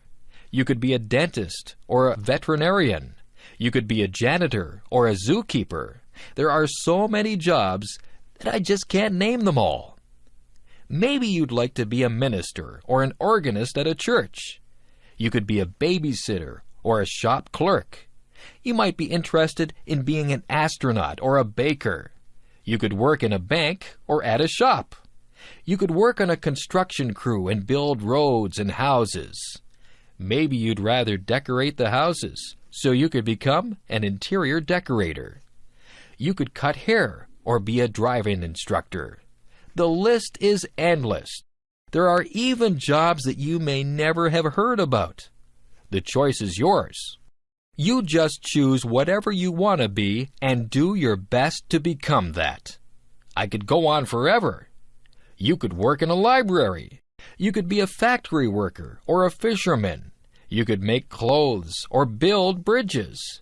You could wash windows or be a bricklayer. The possibilities are endless.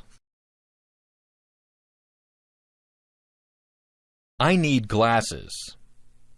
I have been having trouble seeing the blackboard. Everything is blurry. I keep getting headaches. I told my mother about it, and she made an appointment with the optometrist. I went to a place where they made me read words and letters on a chart. Some of the words were big, and some were very small. I tried to read everything, but sometimes I couldn't see some of the small letters. The optometrist would cover one of my eyes while I read the chart. Then she would cover my other eye. She even put some drops in my eyes. I asked the optometrist if I had passed or failed the test. She laughed and said it wasn't that kind of test that you passed or failed. She was just trying to find out if I needed glasses. I did need glasses. My mother and I looked around. There were many pairs of frames. I wanted something that was in style. I tried on many pairs of frames. Some of them looked good on me, and some of them looked really funny on me. I finally chose a frame that was my favorite. I gave them to a lady who did some measurements. She told me to come back on Friday to get my glasses. On Friday, I got my glasses. My friends liked them. They said I looked smart in my glasses. I wore them to school on Monday, and I was able to see the blackboard clearly. I didn't realize how much I hadn't been able to see. Now I don't get headaches anymore. I'm glad that I have my glasses. Everything is a lot clearer now. I am clumsy. My mother says that I am clumsy. My father says that I am clumsy. I know that I am clumsy. I do things all the time that are clumsy. I fall down for no reason at all. If there is a crack in the sidewalk, I will be sure to trip on it and fall down. If I carry a plate of food in the cafeteria, I almost always either drop it or bump into someone with it. I don't try to do these things. It just happens. When I drink juice, I miss my mouth and get juice all over my shirt. I always have something spilled on my clothes. Last week I opened a jar of peanut butter. The jar flew out of my hands and landed upside down on the floor. There was a big glob of peanut butter on the floor. Yesterday I knocked over the sugar bowl. There was a big sticky mess on the floor. I bump my head when I get into the car. I rip my pants on things. I lose my money out of my pockets. I step on the cat's tail. I always feel bad when I do that because the cat thinks I don't love her. I don't mean to do these things. I am just a clumsy person. My parents tell me to slow down. I am always in a hurry. Maybe that's why I'm so clumsy. Maybe it's just a stage that I am going through. If it is, I hope it is over soon. Being clumsy is no fun at all. Home alone. I remember the first time that my parents left me home alone. I was very grown up, and I thought that I would be just fine. I was fine for a while. I watched television and had something to eat. I called my friend on the phone, and we talked for a while. Then I sat down to read a book. The house was quiet, very quiet. I found myself listening very carefully. I heard a tap-tap-tapping noise. I wondered where it was coming from. It seemed to be coming from the window. I turned out the lights so that nobody would see me, and I peeked out the window carefully. I was expecting to see a robber tapping at my window. There was nobody there. It was just a tree branch swaying in the breeze and tapping at my window. I felt silly. I turned on the lights and sat back down to read my book. A few minutes later, I heard some creaking noises. I listened carefully. Then I heard a clunking noise. I think it might have been the furnace. Then there was a whirring noise. My imagination began to play tricks on me. I was imagining that there were all kinds of creatures in the house. I told myself to grow up. I wouldn't let my imagination run away with me. I was glad when my parents got home. I told them about all the noises that I had heard. My parents laughed and said that all houses make noises. We're usually just so busy that we don't hear all the noises that go on. I have stayed home alone many times now. I just ignore all the little creaks and noises that I hear. I'm still alert and listen for anything suspicious, but I know that there are lots of noises that are harmless. That tree that taps on my window still frightens me sometimes, but I'm a lot braver now than I was the first time that I stayed home alone. Family. What does the word family mean to you? The easiest way To define family is to talk about who you are related to. Usually there is a mom and a dad, and children who are brothers and sisters. This would be the core family. Then there is the extended family, which would include grandparents, aunts and uncles, cousins, nieces and nephews, and in-laws. People married to your brothers or sisters, husband or wife.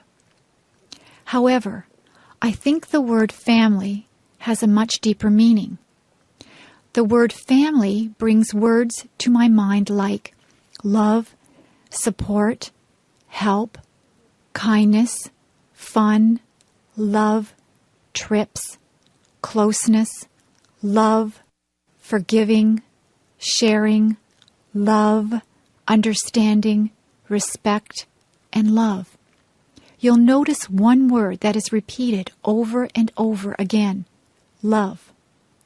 I believe if a family has real love for one another, they will be able to overcome any problems they may have. Actually, they may not have too many problems if they all love and respect one another. However, there are things that cannot be helped, like death, sickness, or accidents. It is during those hard times that a family's love helps them to go through those experiences. We had quite a few children in my family. There were brothers and sisters, which included an adopted brother and a number of foster children too. I was also very fortunate that I had both my mom and dad to live with and do things like vacations together. We had a lot of fun, and there were some times of tears too. Above all, we love one another. Family is a wonderful thing. I am so lucky. My first job. My first real job was during my last year of high school. I had taken classes in various business subjects. In that last year of high school, we could do a co-op. That meant we could work part of the time instead of going to school. It would count as a credit towards our diploma. The place I got a job was at a men's tailor shop. The owners were a very nice older German couple. They had 2 other men working for them too. One of the men had had brain surgery for cancer. He had a big, long scar all around the top of his head. He told me all about it. He was always happy and full of fun. I thought he was very brave. The tailor shop made suits to order. One of the salesmen would measure the man, and the customer would choose a fabric and style, for he or his wife liked. The people in the back of the shop would then cut and sew the suit. The suits cost a lot of money. There were also suits already made that the customer could buy instead if they wished. They could also rent suits or tuxedos for weddings or parties. I worked at a little desk. I answered the phone, wrote letters, filed papers, and did some bookkeeping. It was about a mile walk from my school to work. I passed many clothing shops. That wasn't good because I spent a lot of my money that I earned in those shops. I worked at the tailor shop for almost a year. It was a good experience and helped me get my next job with the United States Navy. That was fun too. First trip away from home. Today I'm going to my friend's house. Her name is Valerie. This is going to be my first trip away from home without my parents. My dad is driving me to Valerie's house, and I'll be staying there for 2 weeks. Her mom will drive me back home. It takes about 1.5 hours to get there. I have to pack enough clothes for play, work, and church. I hope I'll pack the right things. Of course, I have to remember my toothbrush and hairbrush. Valerie lives on a farm. I'll be helping her dad with milking the cows, I think. We'll play up in the hayloft after we have helped put the bales into the barn. We'll be all itchy when the job is done. There are a lot of things to do on a farm. Her mom is a good cook and will feed us well. There is a nice pond where we can go swimming. I mustn't forget my bathing suit. I wonder if the farm dog comes into the pond too. That would be funny. My dad and Mum are giving me money just in case we go shopping. I hope we do go shopping because I want to buy lots of candy. I won't tell my Mum that. Oh dear, I hear Dad yelling, "Let's go!" I haven't even finished packing my things yet. I guess I better stop writing this now and get busy fast. Bye. My job. I work at a conservation park called Balls Falls. I've only worked there for 3 weeks now. I am a tour guide, and I tell people the history of all the old buildings there. Somebody told me that one of the houses I work in is haunted. Now I get chills every time I walk into that house. My boss told me that the stories aren't real, but I have an active imagination. Balls Falls is very beautiful. It has 2 different waterfalls, the upper falls and the lower falls. There used to be tons of water cascading over them, which turned a big water wheel to grind grain. However, through the years, the amount of water has really lessened. I love working at Balls Falls because I get to work outside a lot. I'm getting a tan. In July and August, I will be working with kids there at a day camp. I am getting ready now, making different crafts and thinking up fun new games to play. I can't wait to start working with them. I think that will be the best part of the summer. I will be going to work tomorrow. I usually have to work from 9 a.m. to 4:30 p.m. I also like the people I work with. They are very nice. Come to Balls Falls and I'll give you a tour. My hobby. Let's see. Today I might go fly a kite, or maybe go for a swim. It is hot outside, and I don't know what to do. My mom tells me that I should do something that I like doing on hot days. Since our house is nice and cool, I guess I'll stay inside and work on my hobby. My hobby is something that not a lot of people do. I make and collect bookmarks. To make my bookmarks, I use stickers and special art pencils to draw. I buy the stickers at a mall, usually in a card store. The art pencils are bought in an art store. To make the bookmarks, I start with a piece of paper. I measure out how big I want the bookmark to be with a ruler. I once made a bookmark so big that it couldn't even be used in a very big book. After I measure it, I draw lines so that I can cut it straight. Sometimes I use fancy scissors that cut zigzag or frills. Then I start to decorate them. I like to draw cartoons and flowers on my bookmarks. Sometimes I even put real flowers on them. A lot of the time, I write little sayings on the bookmarks. I like to give my bookmarks to friends and family. Sometimes I even sell my bookmarks to people. I like my hobby. I can draw whatever I want on the bookmarks. Maybe sometime in the future, I will be a famous bookmark maker and even have my own store. If I had $1 million. If I had $1 million, I'd travel the world. I would go to the highest mountain. I would swim the deepest sea. I would probably buy a lot of clothes because I love clothes. More than anything, though, I would want to visit Ireland. I want to see the rolling hills and the green, green grass that everyone talks about. When I think of Ireland, I think of where my family came from many years ago. I am almost all Irish, and I would love to see my family over in Ireland. If I had $1 million, I would buy a Mustang or a Pontiac Sunbird car. I would buy a nice house with a big backyard and an outdoor and indoor pool. I would love to take my family wherever they wanted to go. I would buy them wonderful presents, too. However, I know that money does not buy happiness. It does not buy you friends or family. It may bring some happiness only for the moment, but in the long run, your family is what will be there for you if you love them and are there for them. If I had to pick between $1 million and my family, I would pick my family. The $1 million is a nice dream. If that dream ever comes true and I do get a lot of money, I hope I would use it wisely. A picnic. What a great day for a picnic! We're not only having a picnic, we're having a big bike ride too. We did this last year with a lot of friends also. It was really fun. We meet quite early in the morning in a pretty little town.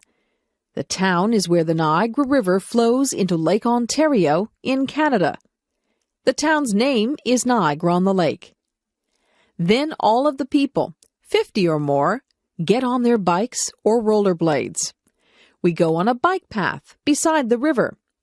The path we take is about 11 kilometers or 6 miles long. There are a lot of people using the path too. We usually stop for an ice cream treat near the end or where we turn around to go back to our cars. It is just before the park where we will have our picnic and a steep hill. Many of the men and boys go up the hill. Most of the women and children go back to their cars. The ride takes about 2 hours plus whatever time we take at the ice cream store.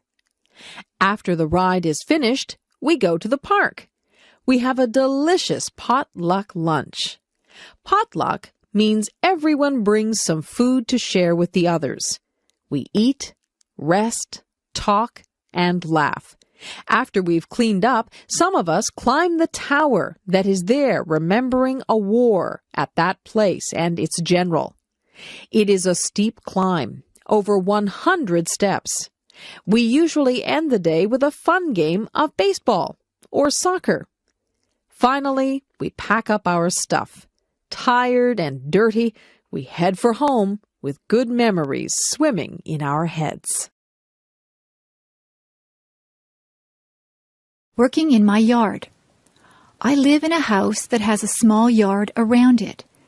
In my yard there is a lawn and a garden. There is also a sidewalk that leads to my front door and a driveway that leads to my garage. Throughout the year, I work to maintain my yard. During the summer, I cut the grass that grows in my yard using a lawnmower. I like the smell of the grass when it has just been cut. But it's better not to cut the grass too short. When the weather is dry, I also put water on the lawn and garden so that the grass and flowers can grow. During the autumn, many leaves fall from the trees in my yard. I use a rake to collect the leaves from the lawn. Then I can put the leaves into bags. I can use the leaves to make fertilizer. When I was a kid, I didn't like the job of raking leaves, but now I don't mind it. Another job during the autumn is to remove flowers from the garden before cold weather arrives. During the winter, there is no work to do in the lawn or garden because they are covered in snow. But I need to keep the snow off my sidewalk and driveway. Whenever it snows, I use a shovel to clear the snow from the sidewalk and the driveway. Sometimes it snows a lot. If I didn't shovel the snow, it would soon be impossible to get into my house. During the spring, the snow melts. I clean up my yard by sweeping away the dirt and by removing weeds from the lawn and garden. I also put flowers back into the garden. It's nice to see them again after the long, cold winter. When spring comes, the grass grows very quickly, so I need to cut the grass quite often. Working in the yard can be very satisfying work. It's so nice when the lawn and garden are looking green and healthy. Early morning. Yawn. I'm so tired. I don't like getting up in the morning. I wish I could sleep in until noon. My mom has to come into my room and shake my feet. "Get up, you lazy girl," she says. "It's time to rise and shine. It's a beautiful day." I raise my head, mumble and turn over, putting my pillow over my head. My mom yanks my pillow from off my head and starts tickling me. "Okay, I'll get up," I shriek. The sun is so bright that I squint. I think I will go outside and play. I can't wait to get up now. My mom cooks me breakfast. I have eggs, bacon, toast, and orange juice. When I finish my breakfast, I brush my teeth, comb my hair, wash my face, and then change into my play clothes. I choose a bright pink and yellow tank top with jean shorts and blue sandals. My bike is in the garage where my dad keeps the cars and tools. As I pedal, my hair flies out behind me. I keep my mouth shut so that bugs don't get in. I am going down a big hill now. I can hardly pedal anymore. My legs are moving so fast. I hang onto my handlebars tightly. I don't want to fall off. I finally am able to slow down as the road becomes level. I turn a corner and decide to go back home. I realize I now have to ride up the hill. I know I will be tired when I get to the top. I think that I will have some water now before I start to go up. It tastes great. It is so clean and cold. Well, I know that I have a big trip ahead of me, so I need to get going. Bye-bye. The wedding. We went into the church and sat down. There were pretty flowers at the front. There was beautiful organ music playing. The church was full of people dressed up nicely. Everyone was waiting to see the beautiful bride walk up the aisle. A hush, an intake of breath. There she was. Oh, she was so beautiful. She had a lovely long white dress with pretty lace and beads. Her hair was swept up off from her face. There were curls flowing down her back. Instead of a veil, she had little flowers in her hair. Her bouquet of tiny flowers was very, very pretty. Her dad looked very proud of her. He looked just a little sad, too. At the front of the church, the groom stood waiting. He had a beautiful, tender smile on his face. He took his bride's hand as her dad left her there. They smiled at each other. The minister read, prayed, and offered some words of advice to the lovely couple. Someone sang a pretty song. The groom slipped the simple wedding band on the bride's finger. She struggled a little to put a band on his finger. Pretty soon the minister said they were now husband and wife. They kissed. We all stood as they walked down the aisle to live the rest of their lives together as Mr. and Mrs. We cried. The perfect place. There is a place in my mind that is pure. Everything there is beautiful. Many flowers grow, and the grass is very green. The clouds are always white and fluffy. The tree's branches sweep the earth floor. You can hear the sound of a waterfall. It is roaring with life, and the water races. A bird calls in the distance, and as you listen, the sound gets closer. A flapping quite near makes me turn and look. A great, magnificent eagle flies over my head. The strength I see in his powerful wings amazes me. I am never thirsty or hungry. I live off the beauty that surrounds me in this perfect place. I walk on trails that lead me to breathtaking places. The beach is my favorite spot to end up. The sand between my toes is soft and cool. I love to lie down on the sand. I watch the sun go down. Sometimes the sun is a brilliant orange. The world seems like it is on fire. Waves lull me to sleep. The seagulls wake me up. In this perfect place I have learned so much. The animals and their homes are so precious. I have learned to respect the animals. They were here first. The sounds, smells, and sights are too perfect and full of life. There is no war here, no anger or stress. I don't have to worry about pollution or destruction. My perfect world exists only in my head. Maybe if we all work hard, my fantasy can become real. Visiting the zoo. When I was a kid, I always enjoyed visiting the zoo. My family lived far away from the zoo, so we didn't go there very often. But whenever we went to the zoo, I always had a fun and interesting time. Some of the animals were very large. Of course, the elephants were huge, and they had such an unusual appearance, with their big ears and their long trunk and tusks. The giraffes were very tall, with long necks that reached high into the trees. Some of my favorite animals were big cats. The lions looked very powerful, with their big teeth and paws. The tigers were just as big and strong, with yellow and black stripes. But the bears were even larger than these cats. The polar bears, with their bright white fur, liked to swim through the water. The grizzly bears had brown fur and liked to roam around on land. The animals from Australia seemed very unusual. The kangaroos, with their strong legs and long tail, could jump great distances across the ground. The baby kangaroo could go inside its mother's pouch. Another Australian animal, the koala bear, crawled slowly in the trees where it ate leaves. The monkeys and apes were also very interesting. In many ways, they reminded me of people. Some of the monkeys were very small. They could use their arms, legs, and tail to swing through the trees. Some of the apes were very large. The gorilla was the largest of all. Sometimes a big gorilla would stand up and pound his fists on his chest. To see all the animals at the zoo took almost a whole day.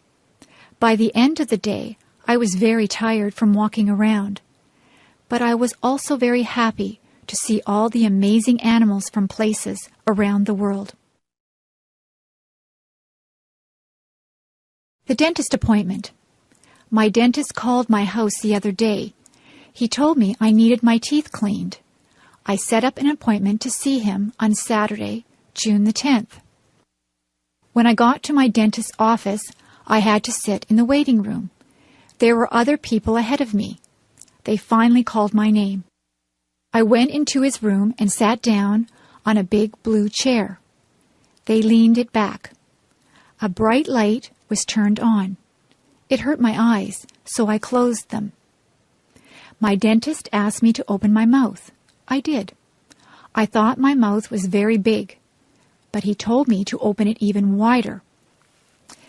Soon he began poking around to see if I had any cavities. He flossed my teeth and put fluoride around my teeth too. The fluoride tasted like bubble gum. I had to spit into a dish-like bowl. It squirted out water. My dentist kept asking me questions. I couldn't answer because there were weird tools in my mouth. When I tried answering back, he seemed to understand, though. His helper came into the room. She asked me to open my mouth again. I had to clamp down on something that felt like rubber. She put a big camera-type machine right next to my cheek. She did this on the other side of my face as well. They took 2 pictures of my teeth. It was really cool. The dentist told me my teeth were perfect. I didn't have any problems. I could go home. See you next year, he said. Daydream. Little Annie was very bored one lazy afternoon. She had nothing to do.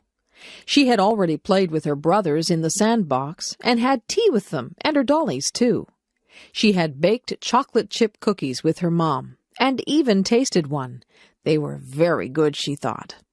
Now Annie was trying to figure out what else she could do to pass the day away.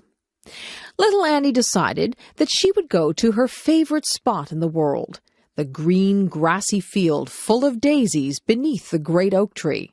She took a red and white blanket with her.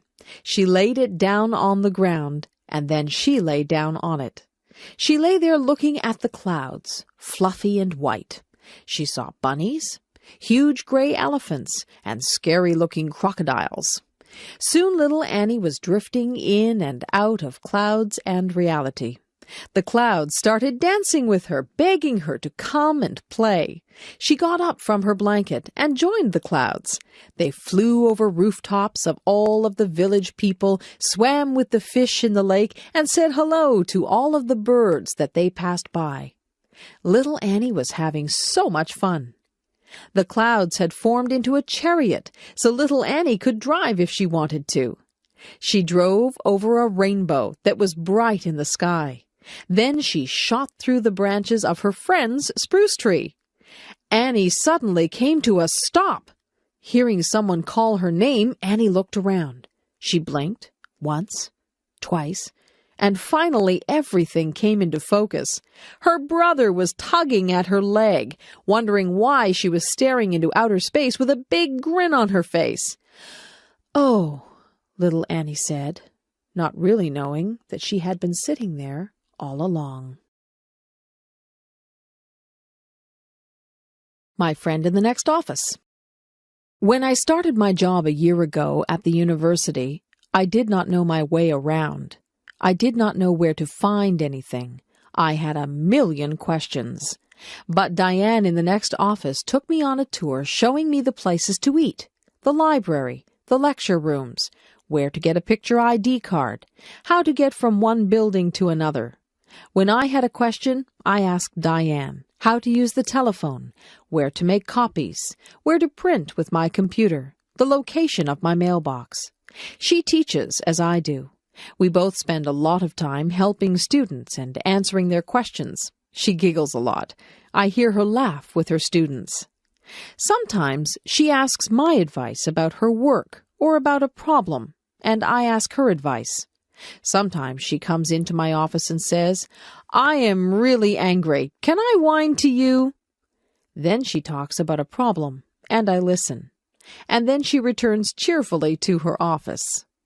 Sometimes I go into her office and say, "I'm upset about something that happened. Can I come in for a minute?"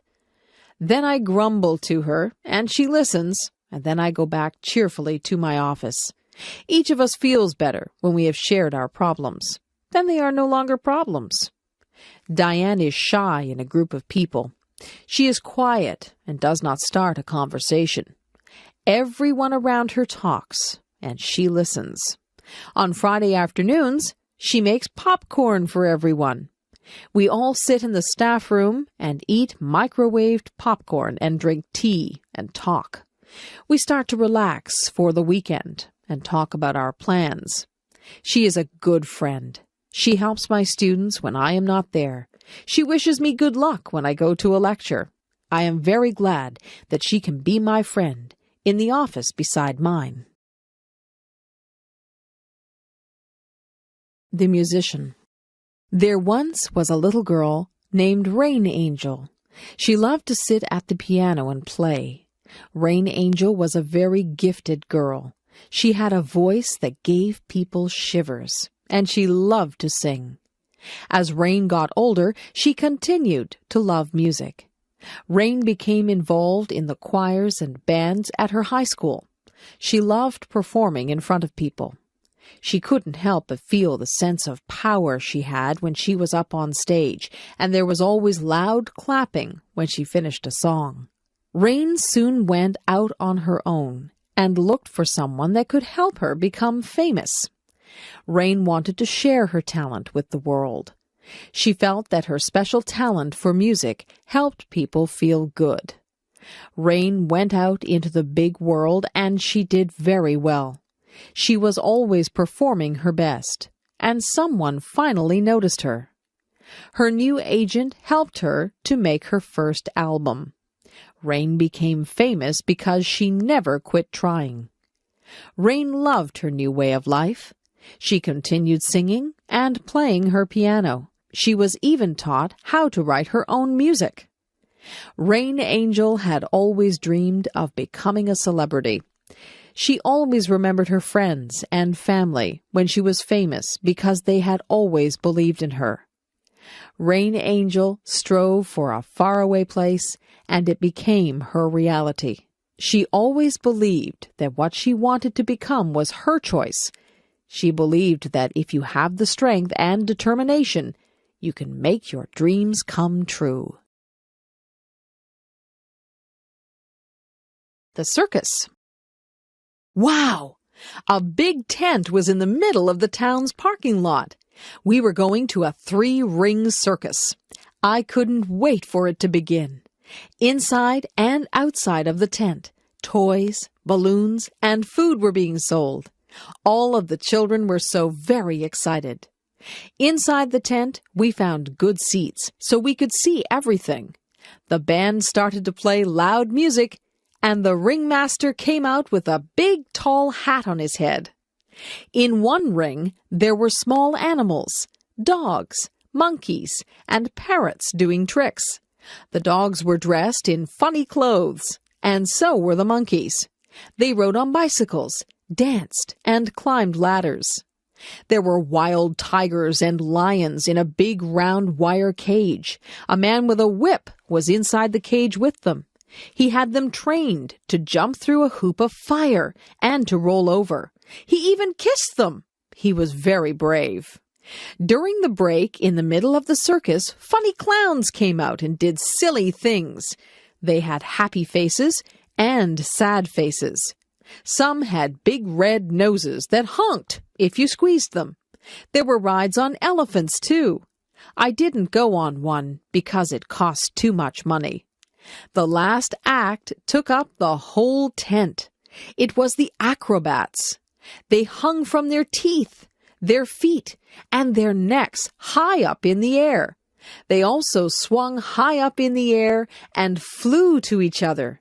It's kind of scary to watch because I was afraid they might fall. I had a very good time at the circus. However, my tummy felt kind of sick from all the cotton candy and junk food I ate. Going to the grocery store. Each week, I go to the grocery store to buy food for my family. I get a shopping cart from the front of the store, and I push the cart all around the store. The cart is large, but when I am finished shopping, the cart is nearly full.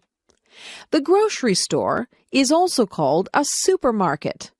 When I go shopping, I start out in the produce section of the supermarket. The produce section is where the fresh fruits and vegetables are kept. I like to buy different kinds of fruit, such as apples, oranges, and bananas. The vegetables that I often buy are carrots, peas, and corn. I also buy tomatoes when they are bright red in color. I often buy a bag of potatoes or a bag of rice. After visiting the produce section, I go to the meat section. Here I buy poultry, such as chicken and turkey. I often buy seafood, especially fish. I also buy beef, and sometimes pork or lamb. I also visit the dairy section, where I can buy milk and cheese. Sometimes I also buy ice cream or yogurt. When I have finished in the meat and dairy sections, I then move to the bakery section. This is where loaves of bread are baked and sold. There are many different kinds of bread in the bakery section. The bakery section also sells pasta, such as macaroni and spaghetti. And of course, you can buy pies, cakes, and cookies in the bakery section. These foods are very sweet and tasty. I also pick up a few other things at the supermarket, such as soap, toothpaste, and cleaning supplies. But sometimes I forget to buy something that I plan to get. Maybe I should make a list of the things I need to buy. A day at the beach. When the hot summer weather arrives, many people like to cool off by visiting the beach. Often there is a cool breeze that comes off the water. And of course the water itself is cool and refreshing. One of the favorite activities at the beach is building sandcastles. Children use small shovels and pails to move the sand. They can build small forts and castles by carefully forming and shaping the sand. Building sandcastles is a lot of fun, but you shouldn't build them too close to the water. A wave might come and wash your sandcastle away. There are also many games that people like to play at the beach. Some people play catch with a small plastic disc called a frisbee. The frisbee glides smoothly through the air. Other people like to play beach volleyball in the soft sand. Some people prefer just to relax on the beach. They like to lie down on a blanket and feel the warm sunshine. I like to sit on the beach with an ice cream cone, but you have to eat it quickly before it melts. Of course, the main attraction of a beach is the water. Many children learn to swim at the beach and enjoy playing in the water. Some people like to swim vigorously. Other people like to relax in the water on an inflatable floating mattress. Other people just wade around in the water as a way to keep cool. When it is a windy day, some people try sports, such as surfing. Going to the beach is surely one of the best ways to spend a summer day. Making cookies. Something smells good. My friend's mom is making cookies. They are chocolate chip, my favorite. I think I'll go home and ask my mom if we can make cookies too. I run all the way home and rush through the door. I yell, "Mom, Mom!" She comes out from her bedroom, her eyes wide. "What?" she answers, a little worried. I breathlessly ask if we can please, pretty please, make cookies. She smiles and says, "I guess so." "Yes," I reply. First, Mom tells me to get out the cooking stuff. So I get out the mixer and bowl, the measuring cups and spoons, and the cookie sheets. Then she tells me to get out the recipe book. I remind her that the recipe is on the chocolate chip package. "Right," she says. Then she asks me to look at the recipe and get out the things we need, like flour, sugar, and butter. We set the oven temperature to 350 degrees Fahrenheit. Then we mix all the flour and other ingredients together. Last, we added the chocolate chips. We drop the batter by big teaspoons full onto the cookie sheets. We set the timer for 12 minutes and just sit back and enjoy the good smell. The buzzer rings. We take the cookies out. Oh, do they look good. We don't even wait for them to cool down. Both Mom and I get a big glass of cold milk and 2 big warm cookies each. Yum, yum. Want to join us? Stars in the midnight sky. Twinkle, twinkle, little star, how I wonder what you are. Up above the world so high, like a diamond in the sky. Twinkle, twinkle, little star. This is a little poem song I always say when I'm outside and I see the stars. When I see the first star of the night, I always say this one. Starlight, star bright, first star I see tonight. I wish I may, I wish I might, have the wish I wish tonight. Do you have a special thing to say about the stars? Stars are beautiful bright spots in the sky. Stars are usually seen at night when it is dark. We can't see them in the daytime because the sun is so bright, the brightest star of all. I like staying up late just to look at the stars. One time I was outside at midnight, and the stars seemed to sparkle and dance. They really did look like diamonds dancing in the sky. If you watch the stars long enough, you may see a falling star or a shooting star. I have seen both. A falling star is where the star just seems to drop, and it leaves a trail of what appears like stardust. A shooting star is very beautiful.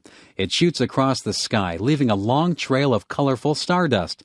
Shooting stars seem to brighten up the whole sky. They usually seem quite close to Earth. Have you ever watched the stars and got the urge to reach out and touch them, or even join them in their secret dance? I wonder what it'd be like to see a star up close. Would it look like the moon? Maybe one day when I am older, I will go up in a rocket ship and visit the dancing stars in the midnight sky. Music. A song comes on the radio. My lips start to move, singing along. My fingers start to snap. My feet begin to tap. The music sinks deep into my soul. I listen to the music as it fills my brain, and I remember when I used to sing.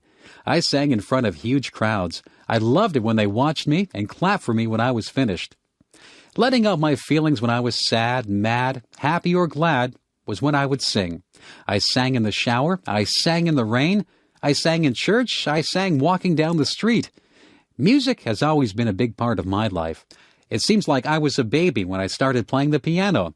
I would sit on my sister's lap while she played the piano, and I would bang on the keys. I remember sitting beside her and learning how to sing. I sang my little lungs out. As I grew, I listened to other singers on tapes, the radio, and CDs.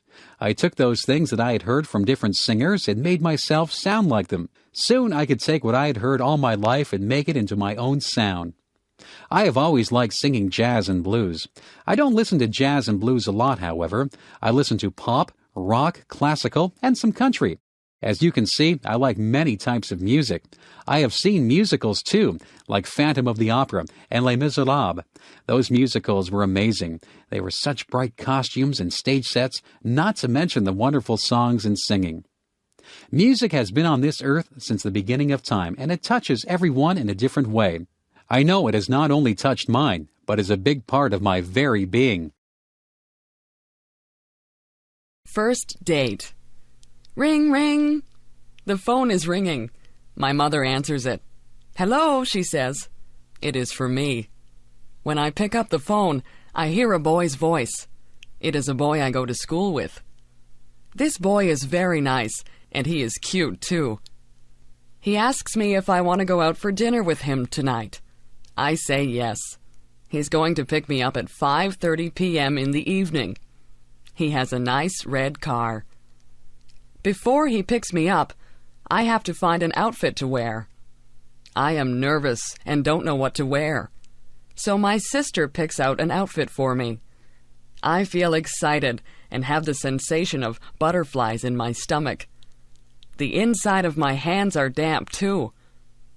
I put on my outfit and do my hair. My sister gives me some nice clips to put in my hair. Ding dong! The doorbell buzzes. My date is here.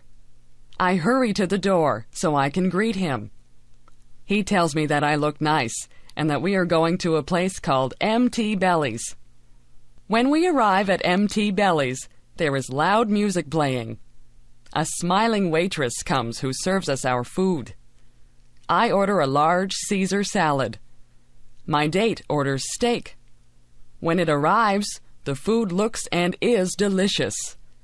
The waitress asks us if we want dessert after we've finished.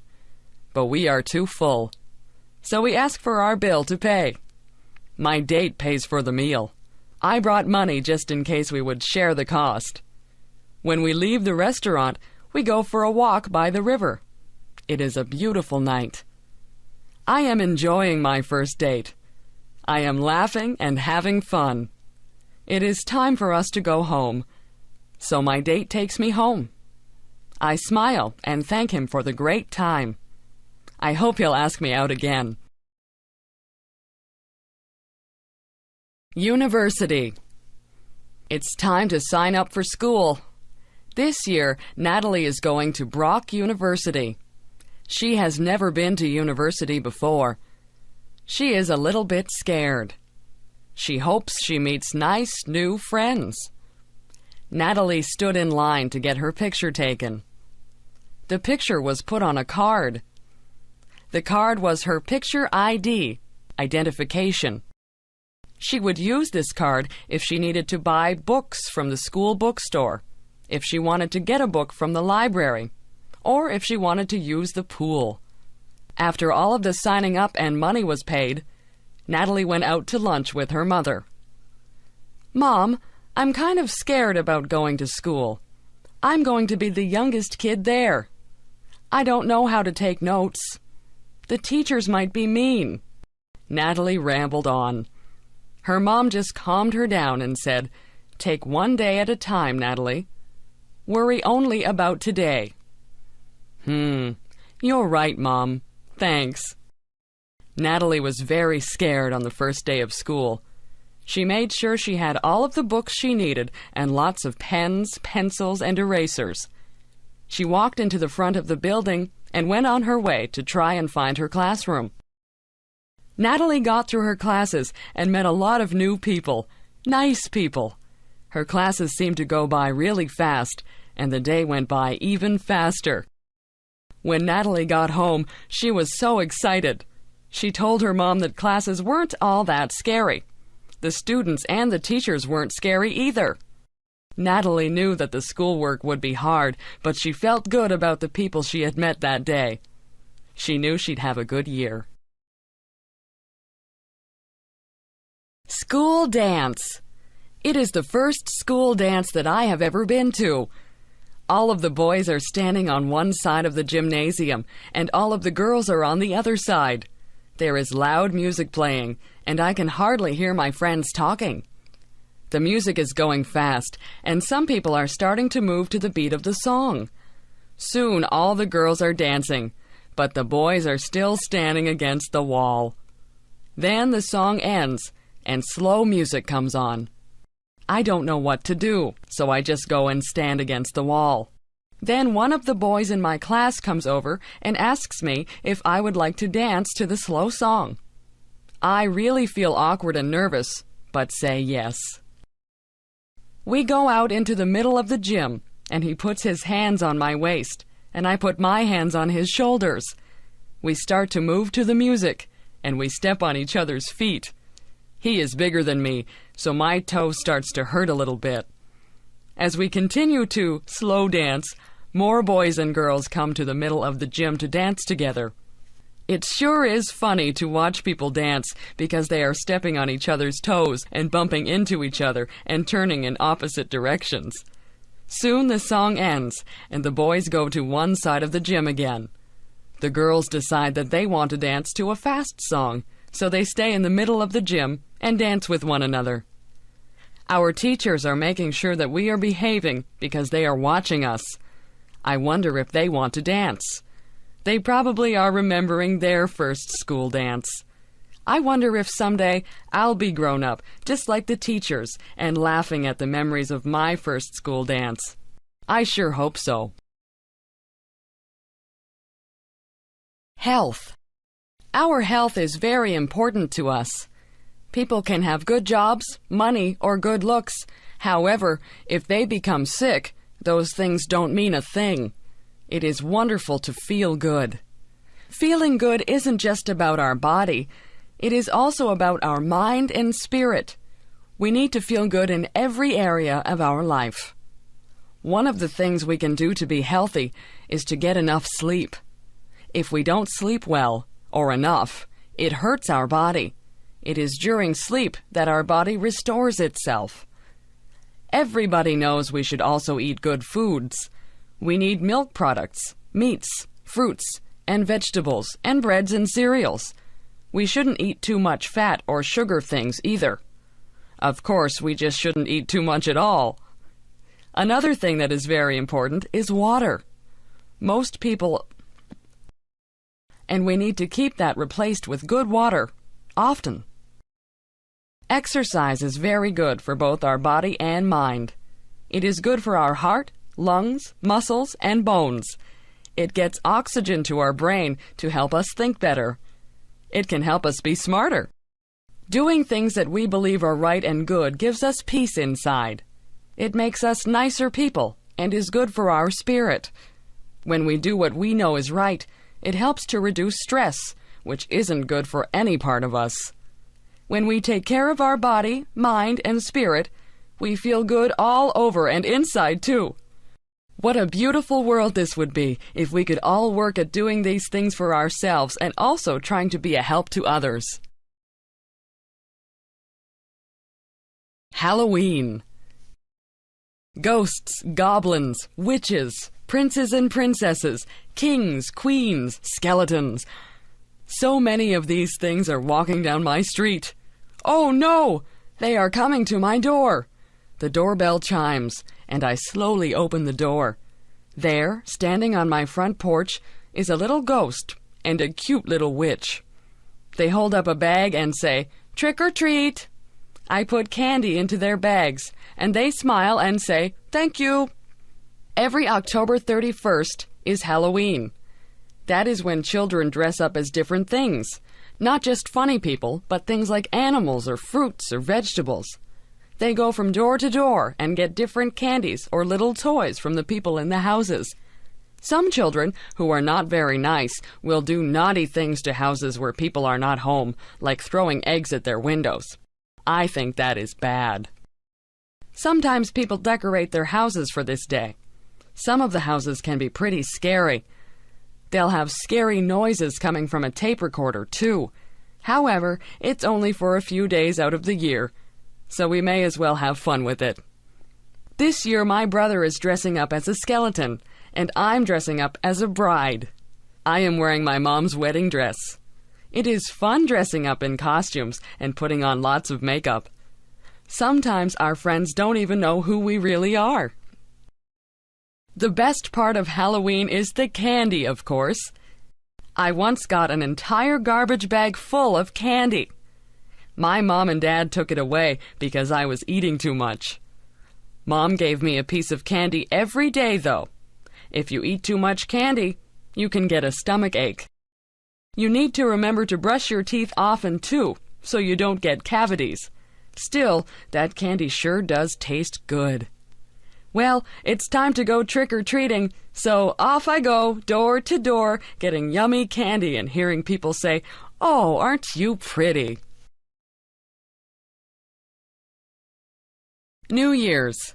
10, 9, 8, 7, 6, 5, 4, 3, 2, 1. Happy New Year!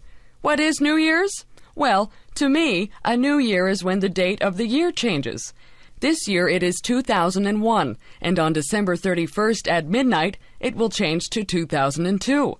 I wonder who invented the changing of the years, and how it was made the way it is. It must have been someone a long time ago, since it's already 2001.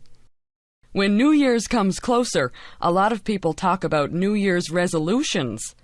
I don't bother making resolutions, because I never do them anyway. And the ones I do make are usually ones that will happen anyway.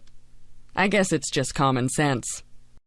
The biggest reason why I like New Year's is because of the fireworks that we have here in Canada and many other countries too. You should see some of the fireworks that go off. There are many different colors. There's pink, blue, purple, yellow, green, red, even white, silver, and gold. Fireworks make loud bangs, squeals, siren sounds, and sometimes all at once. There are lots of different sounds, but I can't even explain what they are all like. Fireworks are best when it's very dark outside. They light up the whole sky. Sometimes they look as though they are going to fall on you. I like New Year's because it's fun in other ways, but the fireworks are the best. You can buy fireworks to use for your own fireworks show. However, you have to be careful that no one gets burned or hurt. Usually there are parties at New Year's. Some people really dress up fancy and even wear masks. They don't know who one another is until midnight when they take their masks off. As midnight comes very close, everybody begins to count down, and then everyone yells out, "Happy New Year's!" and bangs pots and pans or rings bells or honk horns. Join me in the countdown on New Year's Eve. 10, 9, 8, 7, 6, 5, 4, 3, 2, 1. Happy New Year! More music. I like music. I have always liked music. Even when I was very young, I liked music. I like to listen to it and to make it. When I was a little girl, listening to nice music would sometimes make me cry. That may seem silly, but the music was so pretty that I cried. As I grew older, I started to take piano lessons. I was not very good at first, but after a while, I got better. Also, as I grew older, I started to take violin lessons. I did not sound very good at all at first, but I improved. When I was a teenager in high school, I made sure I had music classes every year. Those were the classes I enjoyed most of all. Everyone loved music, and we had a lot of fun. I started to take private singing lessons while I was in high school, too. I also sang in the choir, played in a band, and acted in plays in high school. The plays were all musicals, so I got to sing and dance and enjoy music that way also. It was so much fun pretending to be other people. When I finished high school, I went to university to learn how to be a music teacher. That was a lot of fun because every day I was with other people who loved music as much as I do.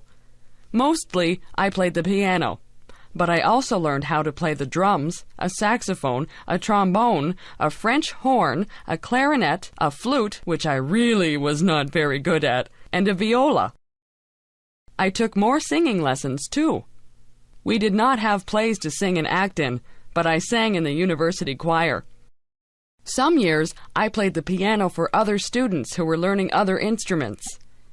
One year, I played duets with another girl who was also there to play piano. She and I made sure we played fast, funny songs, so we really enjoyed ourselves doing it. Now, I am a music teacher. I do not have a lot of students, not as many as I used to have anyway. I still find it very rewarding. I like to see people who start off not knowing very much, if anything, and go on to be very good at creating music. I still love listening to music also. Music makes me happy when I am sad. It makes me want to dance or sing when I'm already happy. Mostly, music just makes me glad that I am me and that music is alive in me. Babies. My baby is asleep in my arms.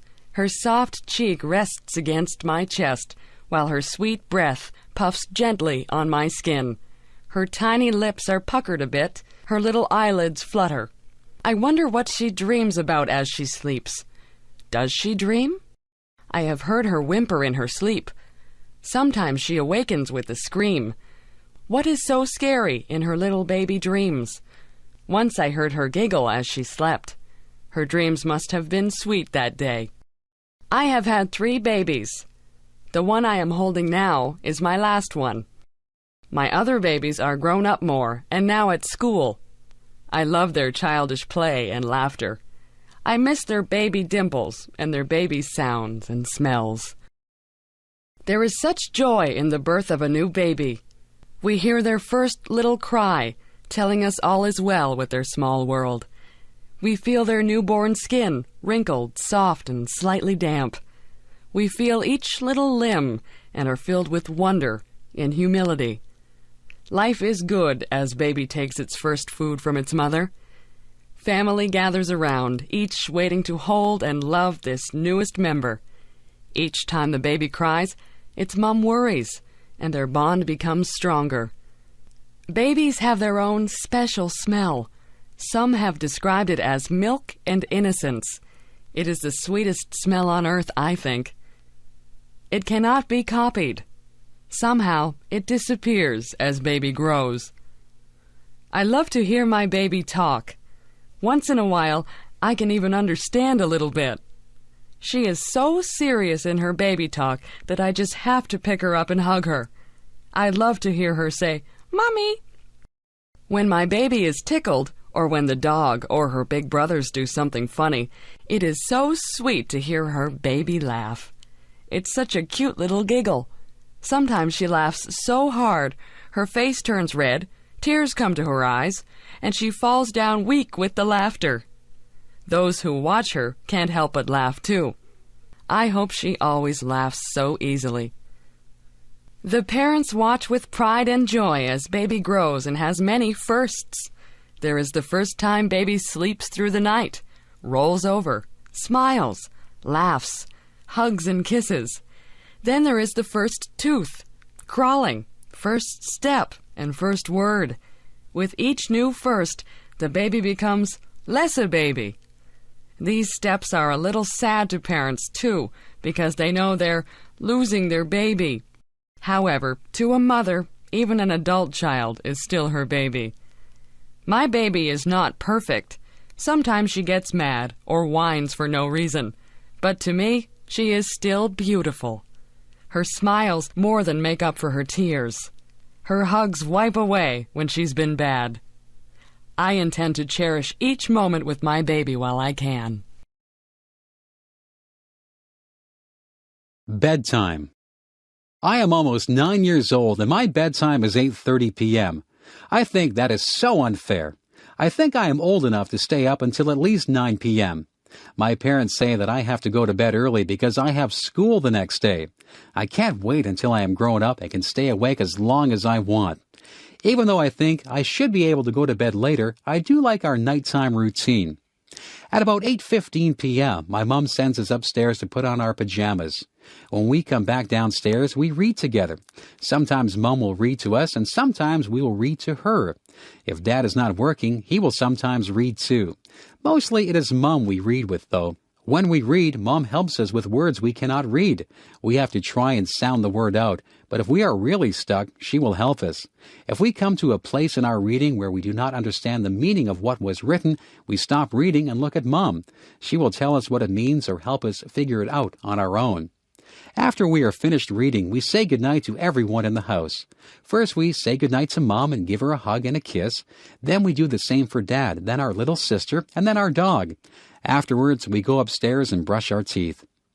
I have to do special stretching exercises for the muscles in my chest and legs, or I get pains when I run and play. I do my stretching before I get into bed. After my exercises, either my brother or I turn off the lights. We share a bedroom, so we take turns turning the light off. Before we get into bed, we say our prayers. After we get into our beds, my brother and I talk to each other for a long time. We tell each other about our day or about what we hope will happen in the future, about our friends and all sorts of other important things. After a while, we get so tired we just fall asleep in the middle of talking. Even though we go to bed at 8:30 p.m., we talk so long we don't go to sleep until about 10 o'clock p.m. I still do not know why I have to go to bed so early when I'm not even tired. Why do I like mathematics? Sometimes there is a problem in life that has no answer. Perhaps a child has trouble learning. Perhaps someone becomes ill. Perhaps there was love, but now there is conflict. These problems are hard to solve. There is no single answer. Many people have opinions on what is the best answer. But in mathematics, there is an answer, a single answer that is right. There is no doubt. There is no argument. This answer is right. If we ask, what is 5 plus 7? The answer is 12. If we ask, how do you raise a child? The answer would depend on the child and the parents. Sometimes there is more than one way to reach an answer. Imagine we want to find the area of a triangle. The triangle has a right angle. The two sides surrounding the right angle are 20 millimeters and 30 millimeters. The formula for the area of a triangle is 1/2 of base height. We could consider the 20 millimeter side as the base and 30 millimeters as the height. We could consider the 30 millimeter side as the base and the 20 millimeter side as the height. Both ways would produce the same answer. The area is 300 square millimeters. Alternatively, we could consider the base as the third side of the triangle, and then we would have to draw a height and measure it. The height would be neither 20 nor 30. But still, we would end up with the same answer. In math, the answer does not change. Another reason I like math is the way it brings order. There can be a whole set of numbers or a whole set of measurements that mean nothing until mathematics organizes them into a pattern. An average number can be found. Graphs can be drawn. The spread of the numbers and probabilities of a certain number happening can be calculated. This is like having a whole lot of dirty dishes after supper. Applying math is like washing and sorting the dishes and putting them back into the cupboard. Math is a powerful tool. Math should be our friend, and we will find more ways to use it to better our lives. My sister's visit to Canada. My sister had never been to Canada, but came for a visit last April. I picked her up at the airport in Toronto and drove her through the traffic and multi-lane highways, past the grapevines and peach trees to Niagara Falls, where I live. She was very tired from the flight and soon slept. The first day, we walked to see the falls. The spray from the falls drifts high into the air and across the people standing to watch. There are people from all over the world watching the water and using their cameras. Because it was April, there was still ice beside the water, huge chunks of ice that looked like white rocks. In the river, there were floating pieces of ice moving downstream. The next day, we went to the town where the Niagara River joins Lake Ontario. The weather was warm. We walked a long way, and our feet were hot, so we went down to the edge of the water to put our feet in. One toe in was enough. The water was so cold it made our feet ache. A piece of ice drifted beside our feet. I put one foot in for a second, then out, as the pain of the cold went right through me. My sister could not understand how it could be so warm, but there was still ice. Another day, we went to see my daughter. She is living on a farm, an hour's drive away. We walked through her trees. The buds were starting to turn into leaves. We stopped and looked at the spring wildflowers. We climbed across a creek by walking over a fallen tree. We saw the footprints of raccoons by the water. There was fresh air and sunshine and blue sky. On the way home, we stopped for hamburgers and fries at a drive-through restaurant. She had never been to a drive-through restaurant before. Then we went to a donut shop. There are no donut shops where she lives. There was a choice of 20 different types of donuts, some round, some with holes, some with frosting, some with jam inside. Each was different. The days passed quickly, and soon it was time to take her back to the airport. Some of the trees now had leaves. Some of the tulips were now blooming. It was hard to say goodbye to my sister. I hope we can visit again soon. A summer Sunday. Today the sun was warm. The sky was blue with a few white clouds. It was a good day to pick strawberries. It was a good day to go to the beach. I drove to a pick-your-own farm where people can pick their own fruit and buy it. There the fruit is very fresh and delicious. The owner of the farm gave everyone a row to pick their strawberries. Everyone was wearing sun hats. I knelt down on the straw between the rows and picked the big, juicy red berries. I tasted one. It was warm from the sun. When I bit into it, the juice was sweet and strong. When 3 big pails were full, I went to pay for them and picked up some recipes for some strawberry desserts. I packed 2 of the pails in a cooler with some ice, and the other one we would eat at the beach. I met my daughter at the beach. She had a soft pink blanket on the sand. This beach is beside a lake, and across the lake, about 50 kilometers away, the large city can sometimes be seen. Today, the wind blew cooler air across the lake over the people on the beach. There were children playing in the water. One man helped his son dig holes in the sand, and the water ran into the holes. One lady held her children's hands and walked down into the water.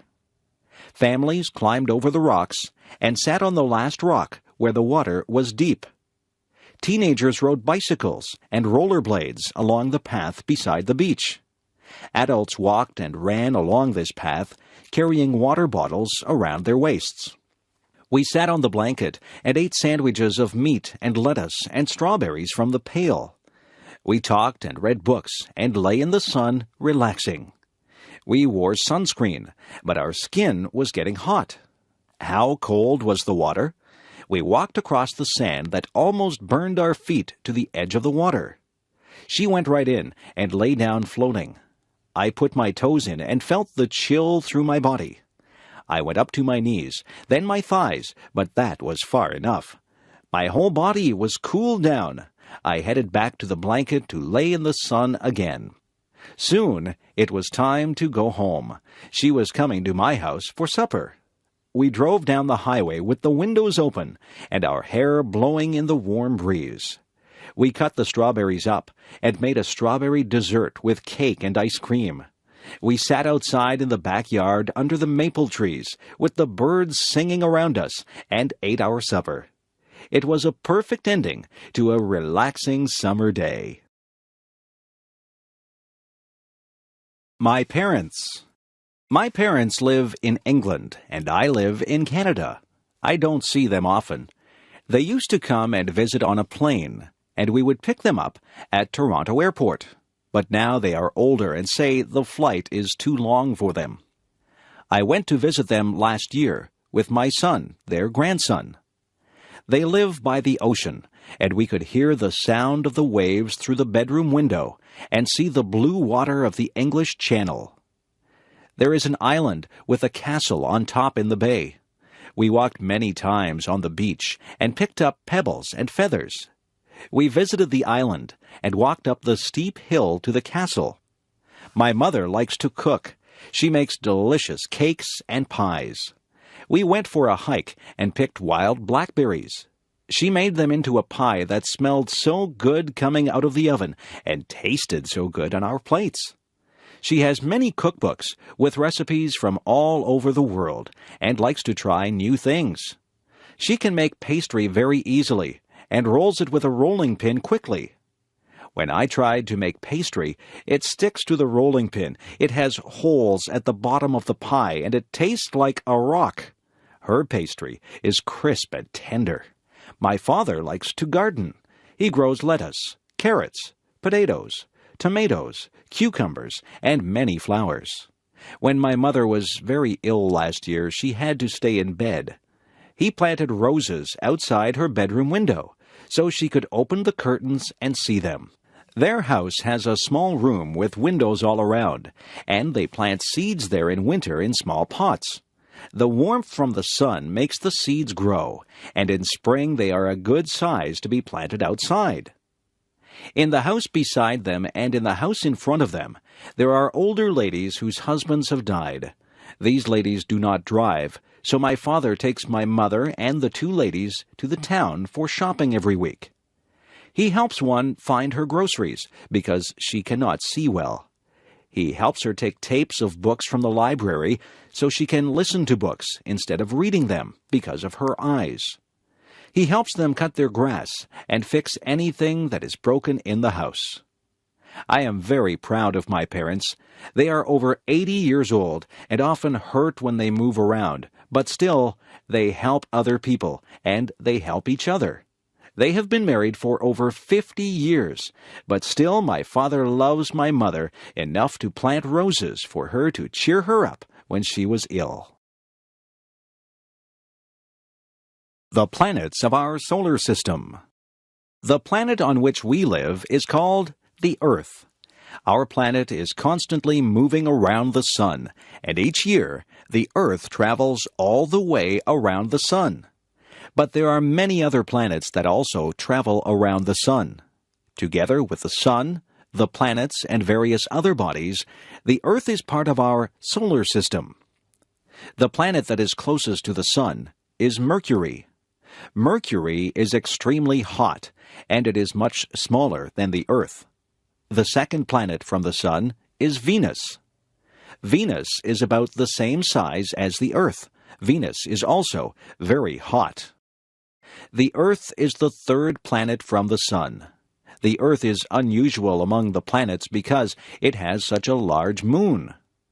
The Earth is bigger than the moon, but the moon is still quite large. It takes about 1 month for the moon to travel around the Earth.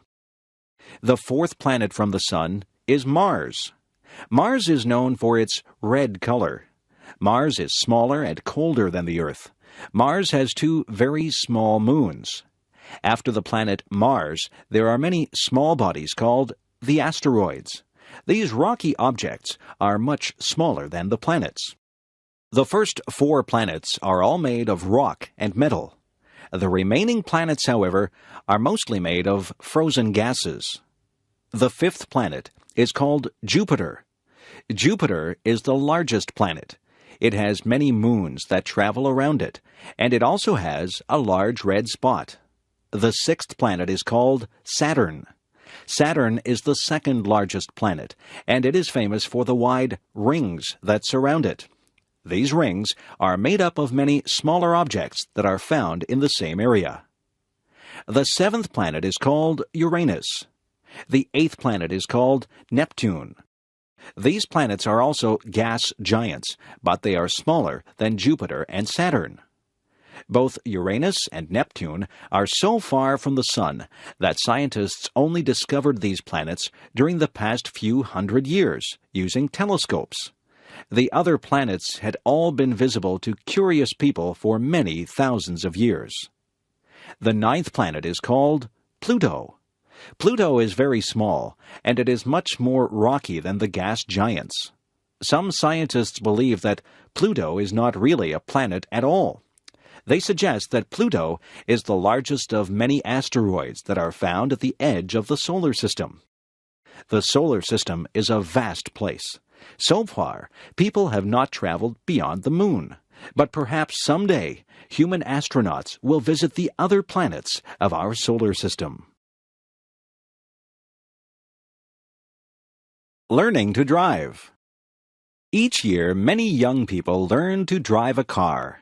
For many people, learning to drive is important because the car is an important method of transportation in many places. Before learning to drive a car, it is important to understand the rules of the road. A beginning driver should already understand the many signs that are found along the roads. Also, the student driver should know the many rules about changing lanes, turning, stopping, and many other aspects of driving. In addition, the driver should be familiar with the way the car is operated. It is important to know how to use the lights, signals, brakes, accelerator, and steering wheel. When a person starts learning to drive, it may take some time to become skillful. It takes some practice to become an expert in driving a car. One must become familiar with steering, speeding up, and slowing down. At first, it is good to practice driving in a large open space, such as an empty parking lot. Here, one can practice without being a danger to anyone. When a person gains some skill in driving, it is then safe enough to practice driving on a road. Of course, a student driver must still be very careful. He or she should always have an expert driver in the car with him or her. Many beginning drivers take driving lessons from professional instructors who can teach safe driving techniques. Eventually, the young driver is ready for a driving test, which is needed to obtain a regular driver's license. This test is supervised by a government official. In the driving test, the driver must show that he or she can control the car with great skill by being able to make turns and to park the car in small spaces. But he or she must also show respect for the rules of the road by driving at a proper speed and obeying all traffic signs and signals. Of course, even when one has obtained a driver's license, it is always important to drive carefully and responsibly. Snow. Snow is the white substance that falls to the ground during cold weather conditions. Each tiny piece of snow, called a snowflake, is a very small amount of water that has frozen into an unusual shape. During the winter months, huge numbers of snowflakes fall to the ground, covering the land in a white blanket of snow. In many parts of the world, people never see any snow. Snow only falls when there is moisture in the air, and when the temperature falls below the freezing point of water, which is 0 degrees Celsius. During the winter, snow falls instead of rain. One advantage of snow is that it allows many fun outdoor activities. Children like to play in the snow. For example, they may make a snowman by rolling snow into a large ball and then placing these balls of snow on top of each other in the shape of a person. Another fun activity in the snow is skiing. Skis are very long, thin, flat pieces of hard material that one wears on one's feet. Wearing skis allows a person to slide along the surface of the snow. People can ski down the side of a hill, traveling at great speeds.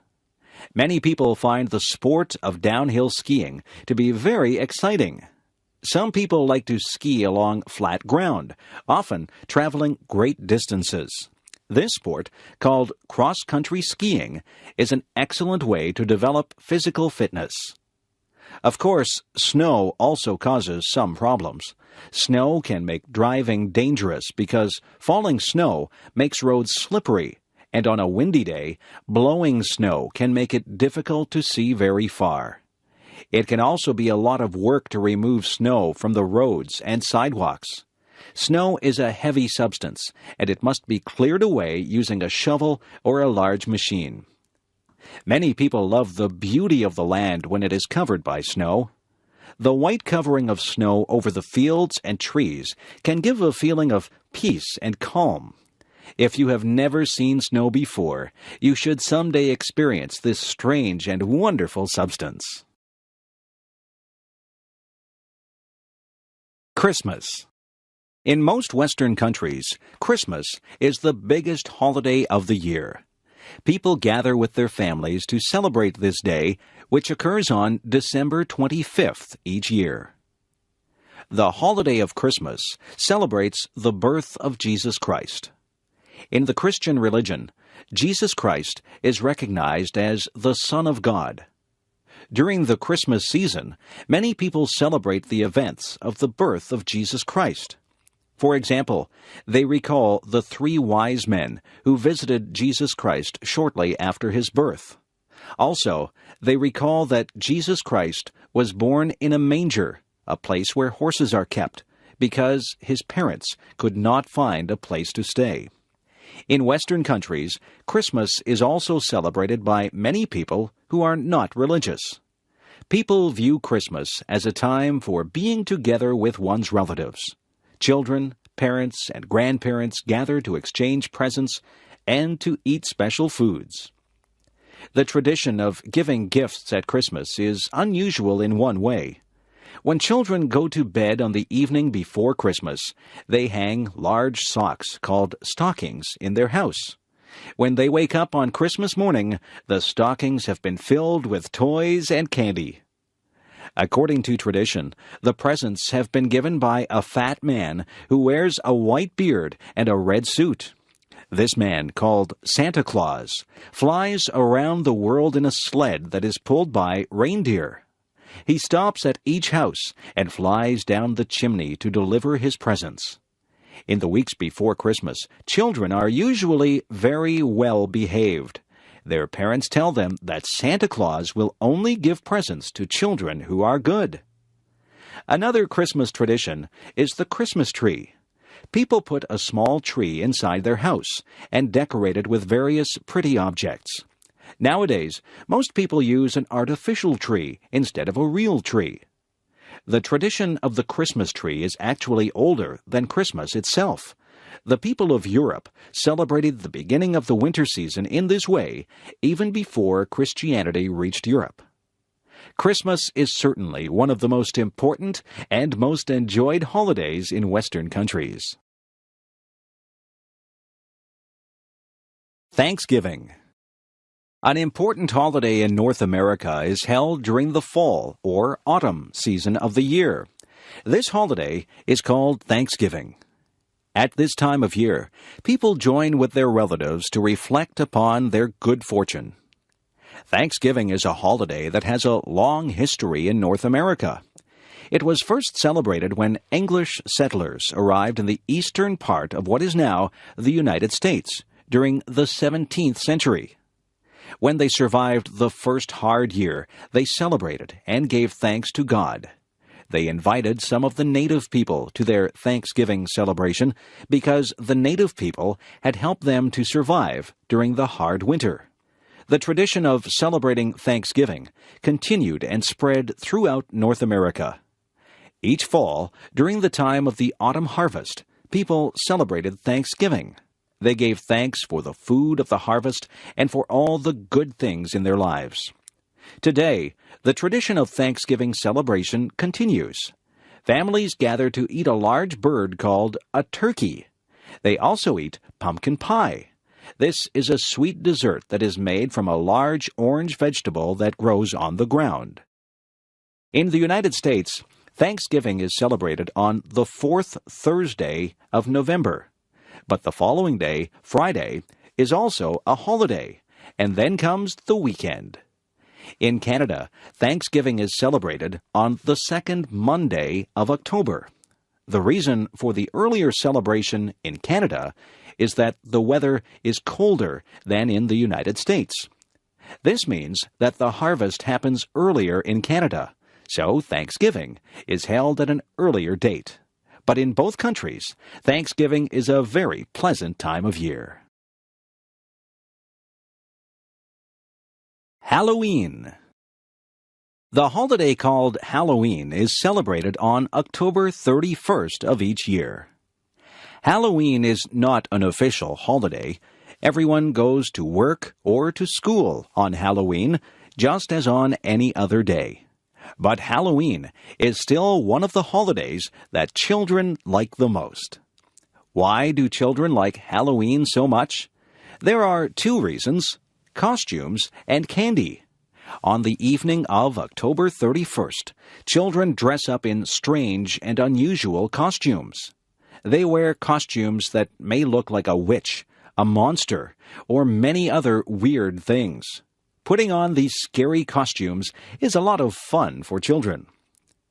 After the children put on their costumes, they walk from house to house during the evening. The children carry large bags with them. At each house, they stop and knock at the door. When an adult opens the door, the children shout, "Trick or treat!" The adult who opens the door pretends to be frightened and then puts pieces of candy into each child's open bag. At the end of the evening, the children have visited many houses and have collected much candy. During the next several days, they can feast upon the sweet candies that they have received. Another Halloween tradition is very unusual. In each house, a family gets a very large, round orange vegetable called a pumpkin. They cut a hole in the top of the pumpkin and empty out the flesh and seeds of the vegetable. Then they cut holes in the side of the pumpkin so that it appears to have eyes, a nose, and a mouth. When the carving is finished, the pumpkin looks almost like a person's face. When the pumpkin has been carved to look like a face, people place a light inside the pumpkin so that the vegetable seems to glow in the dark. This strange-looking face is called a jack-o'-lantern. On Halloween evening, one can see many of these jack-o'-lanterns, some of which are very beautifully carved. Halloween is truly a fun and interesting holiday, especially for children. Easter. Traditionally, Easter has been one of the most important holidays of the Christian religion. For Christians, the Easter holiday celebrates the death of Jesus Christ, who died for the benefit of all people. The exact date when Easter is celebrated is different each year, but it is always held in early spring, during March or April. There are two very important days that make up the Easter holiday, which occurs during the spring season. The first of these days is called Good Friday. Christians recognize Good Friday as the day when Jesus suffered and died on behalf of humanity. The second of these days is called Easter Sunday. Easter Sunday occurs 2 days after Good Friday. Christians celebrate Easter Sunday as the day when Jesus rose from the dead and went to heaven.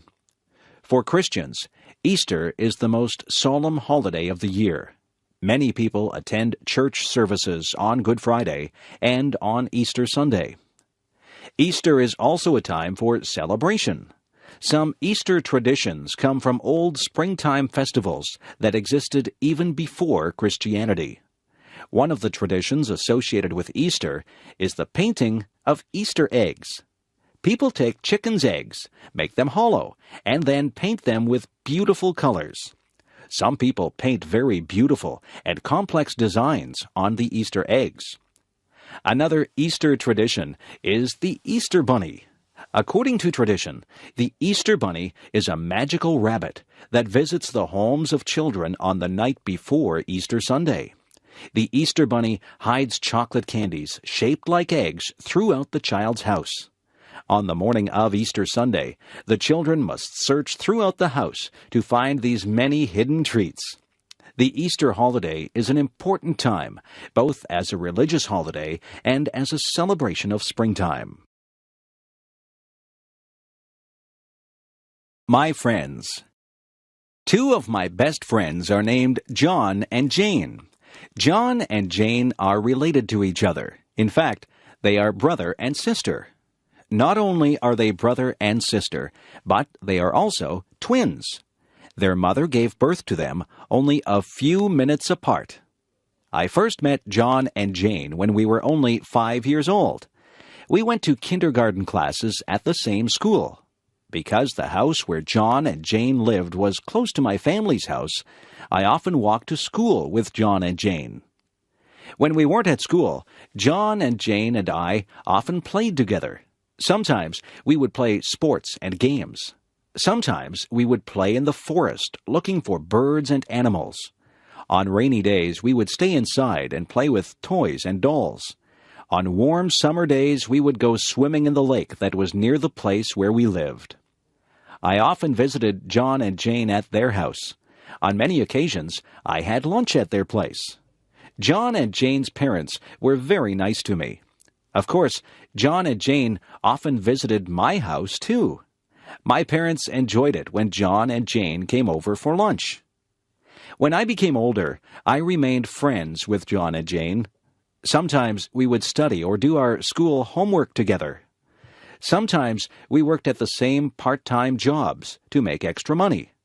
We often helped each other in various ways. Sometimes I did a favor to help John or Jane, and sometimes they did favors to help me. Eventually, when we grew up, I moved to a different town. Both John and Jane also moved to different places. But I am still good friends with John and Jane. 2 years ago, I went to Jane's wedding, and last year, I went to John's wedding. I think I will probably always be friends with John and Jane. Having friends is very nice. I am very lucky to have had good friends such as John and Jane. Hobbies. Hobbies are activities that people do in their spare time for the sake of enjoyment. A hobby usually involves work of some kind, but the work is fun for the person who does it. Some people enjoy their hobbies very much and like to spend much time on those hobbies. There are many different hobbies that people enjoy. One of the most popular hobbies is gardening. Many people enjoy growing beautiful flowers or tasty vegetables in a garden near their house or apartment. People who have a garden enjoy seeing the results of their work when flowers show their bright, beautiful colors. But gardeners also enjoy the tasks of gardening itself. They like to work in the soil, planting and watering their flowers. Another popular hobby is photography. Some people enjoy taking pictures of the people and places around them. People who enjoy photography may sometimes buy expensive cameras that allow interesting photographs to be taken. But even people who have only a basic camera can still take beautiful pictures. For many people, Car repair is a favorite hobby. Some people enjoy looking at the engine and other parts of their cars. Those people make repairs or improvements to their cars. Of course, this is a useful hobby, but many people enjoy fixing up a car simply because they enjoy working with cars. Some people collect objects as a hobby. For example, some people collect postage stamps, and some people collect coins. It can be very satisfying to find the missing parts of one's collection, especially when the stamps or coins are very rare.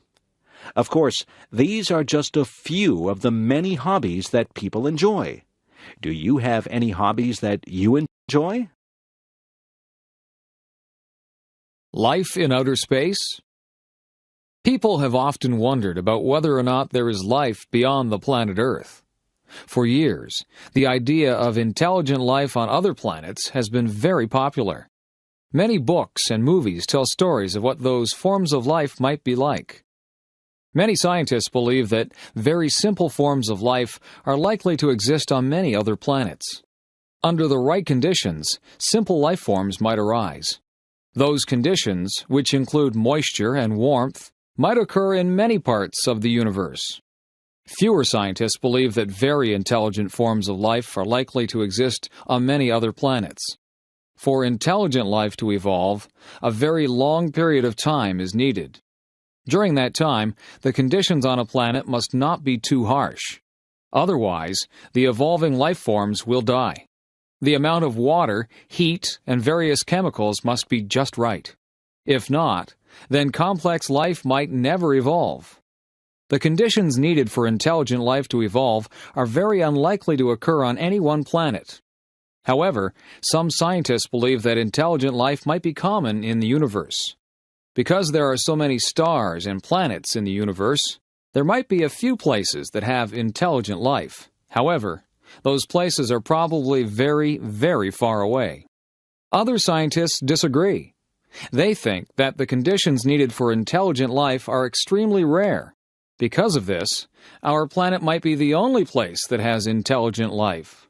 So far, it is impossible to know whether or not there are intelligent beings on other planets. But even if those beings do exist, it seems very unlikely that we will ever meet them. Reading the newspaper. I often enjoy reading the newspaper. In my city, there are 3 different newspapers, and I look at different newspapers on different days. I find that each section of a newspaper has some interesting information. Most newspapers contain several sections that can be easily removed from the rest of the newspaper. The main section is found at the front of the newspaper. This section usually contains the most important news from around the world, from around the nation, and from the local area. Sometimes the main section also includes some pages that contain opinions about the news. The editors of the newspaper write an editorial opinion.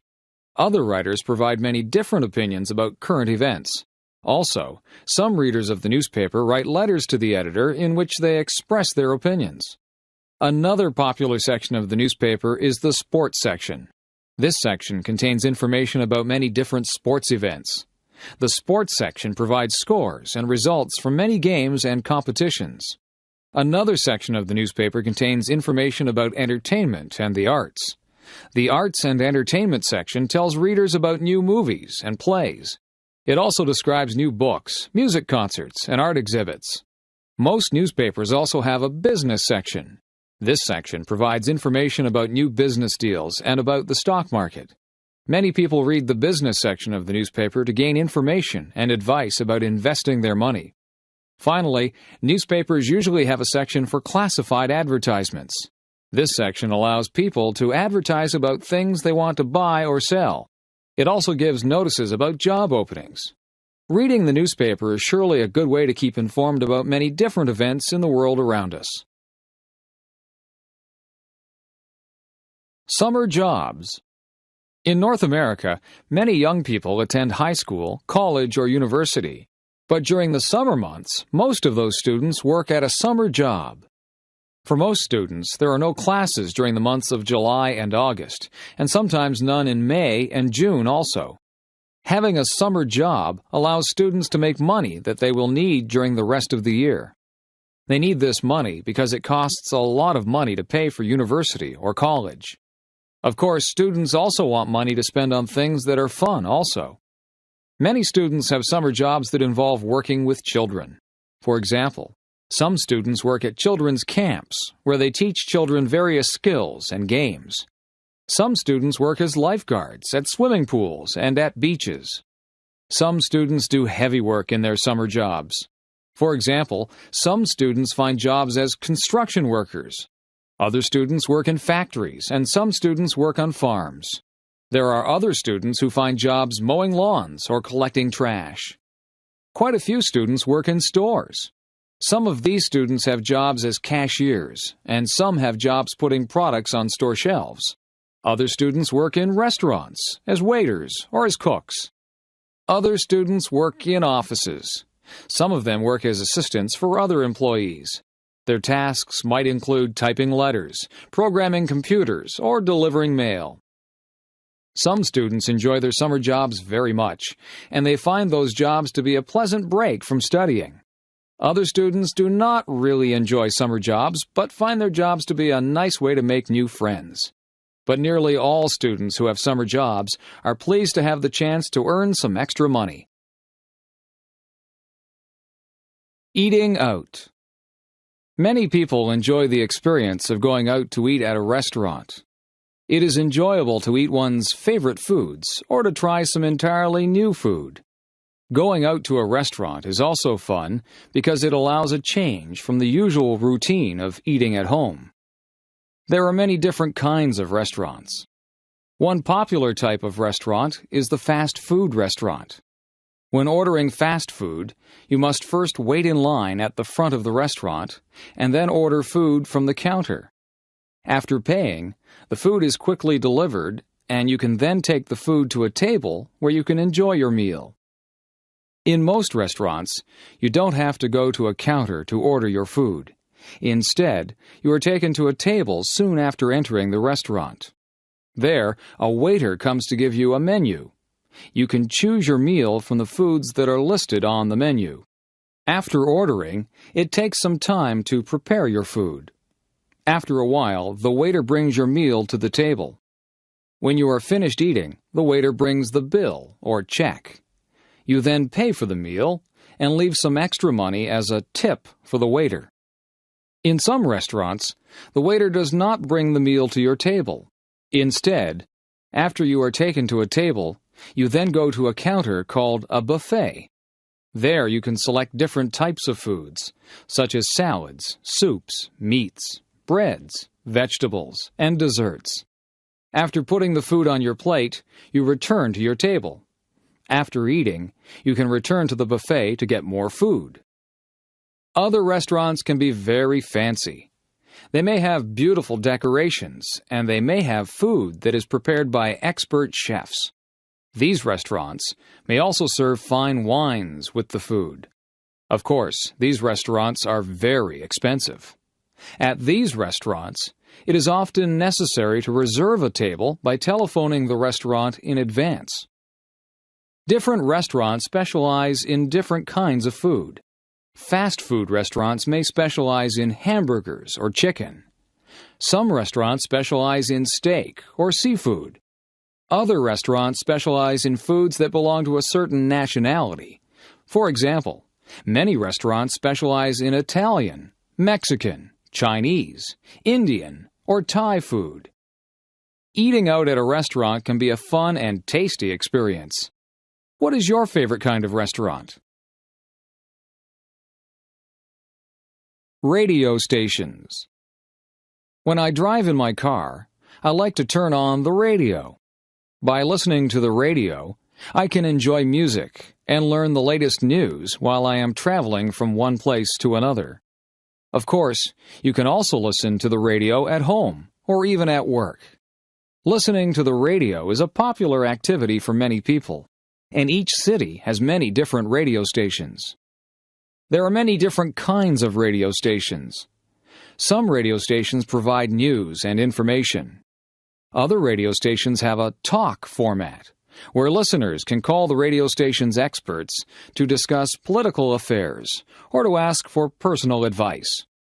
Although there are many radio stations that provide news and opinions, most radio stations are mainly devoted to playing music of some kind.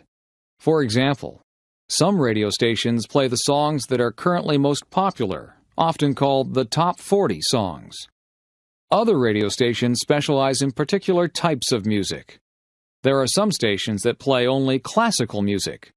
Other radio stations mainly play jazz music.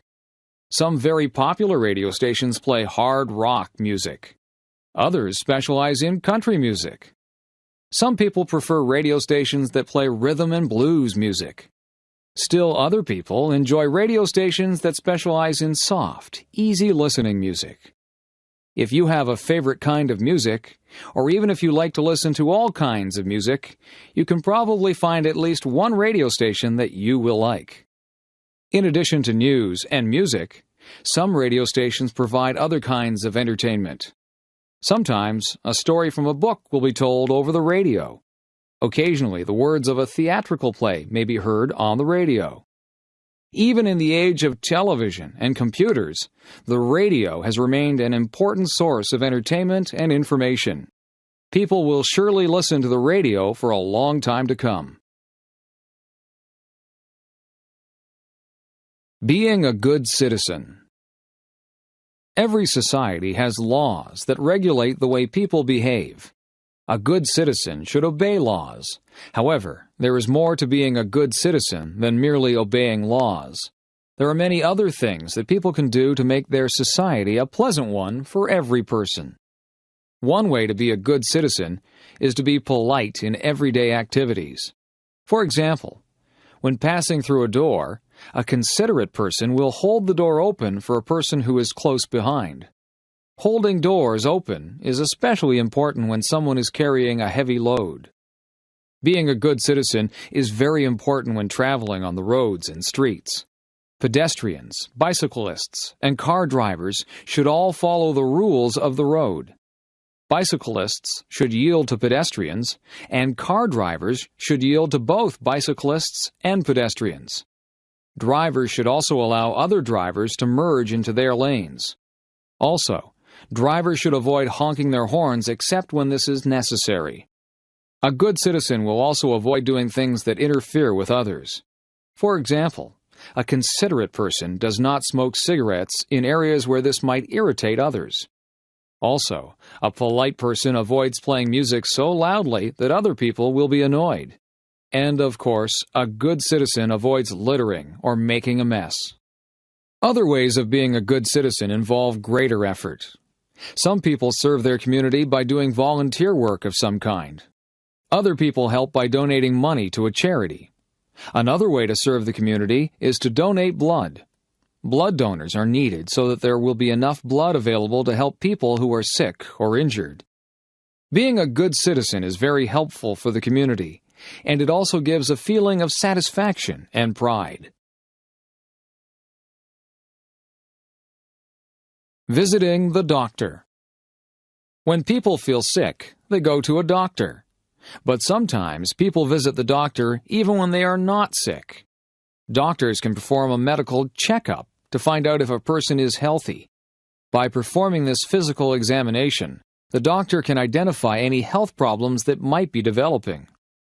During a checkup, the doctor examines your eyes, ears, and throat. The doctor uses a small flashlight to examine the eyes, ears, and throat. It is important to make sure that the eyes react normally to changes in light. It is also important to make sure that the ears and throat have a normal appearance. When the doctor examines your throat, he or she will ask you to open your mouth wide and say, "Ah." The doctor uses a stethoscope to examine the patient's heartbeat. The stethoscope hangs around the doctor's neck. By using a stethoscope, a doctor can hear the patient's heartbeat very clearly. While checking the patient's heart, the doctor also listens carefully to make sure that the patient's breathing is normal. The doctor also checks the patient's blood pressure. Blood pressure is measured by placing a cuff around the arm. Air is then pumped into the cuff, and this allows blood pressure to be measured. Having very high blood pressure or very low blood pressure is not good for one's health.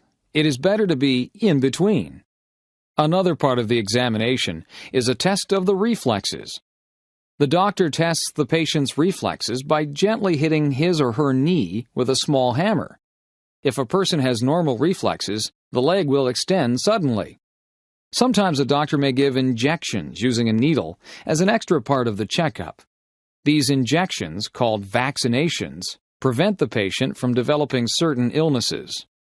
Medical checkups can help to maintain health, but people should also maintain their health by leading a healthy lifestyle. A small town. I grew up in a small town. There were only about 2,000 people who lived in the town where I grew up. When a town is very small, it is also called a village. My village was surrounded by many farms and many lakes. The house where my family lived was near the middle of the town. On the streets where we lived, most of the houses were similar in size, but many of them had different shapes and different colors. Each house was surrounded by a yard, where people grew their lawn and their garden. Often, I would walk from my house to the downtown part of the village. Downtown is the area where the stores and shops of a town are located. Because I lived in a small town, it was a short walk to the downtown area. Along the main street, there are several different kinds of stores. Some stores sold food. Some stores sold clothing, and some stores sold hardware or building supplies. It was also a short walk to the schools in my town. When I went to elementary school, it would take about 10 minutes to walk to the school. Some of my friends lived on the same street where I lived. Sometimes we walked to school together. During the summer months, many people came from the big city to visit our village. The people liked to get away from the busy streets of the city. They enjoyed the quietness and the slow pace of village life. They also liked to spend their vacations near the lakes that were near the village. People from the city often said that people who live in villages seemed very friendly. When I grew up, I left my village and I went to work in a larger town. But sometimes I like to go back and visit the place where I grew up. Personal computers. During the 1980s and 1990s, personal computers became very widespread. The use of the computer has changed people's lifestyles in several ways. Before 1980, hardly anyone owned a computer. Only governments and large companies had computers. But throughout the 1980s and 1990s, computers became much cheaper, faster, and smaller, and they held much more memory. More and more people were able to afford to buy a computer. By the year 2000, computers had become very common. For many people, the personal computer is used mainly for performing calculations and for word processing. For example, people can calculate their finances on the computer. They can also use the computer to type their written documents, such as essays or letters. Many people enjoy playing games on their computers. Some people like to play chess or checkers on their computer. Other people prefer games that require fast reflexes and fine coordination. Computer games were very simple during the early days of the 1980s. Today's computer games show detailed images and sounds. Another very popular use of computers involves communication. Many people keep in touch with their friends and relatives by using electronic mail or email. Email allows people to send letters instantly to people far away. It is even possible to attach pictures to one's email messages. Many people also like to use their computer to gain information on the Internet. The Internet is a vast network of electronic pages where people can find information on many different topics. For example, people can read newspapers and magazines on the Internet. Personal computers have only existed for a short time. But for many people, those computers have quickly become a very useful part of everyday life. Methods of transportation. In the modern age, people often travel long distances. Sometimes people travel for reasons related to their work. Sometimes they travel as tourists. And sometimes people travel to visit relatives and friends. There are many different ways that people can travel. Some forms of transportation move people along the ground. Other methods of transportation move people across the water or through the air. Airplanes provide the fastest method of traveling. Modern jet airliners travel at about 1,000 kilometers per hour. These airplanes cruise through the skies almost 10 kilometers above the level of the sea. Jet airplanes allow people to travel great distances in a short time. For example, it is possible to fly across a great ocean, such as the Pacific or the Atlantic, in several hours. Ships were once the only way to travel across the oceans. Before airplanes, it took many weeks or months to travel around the world. Today, many people still travel by ship when crossing smaller bodies of water.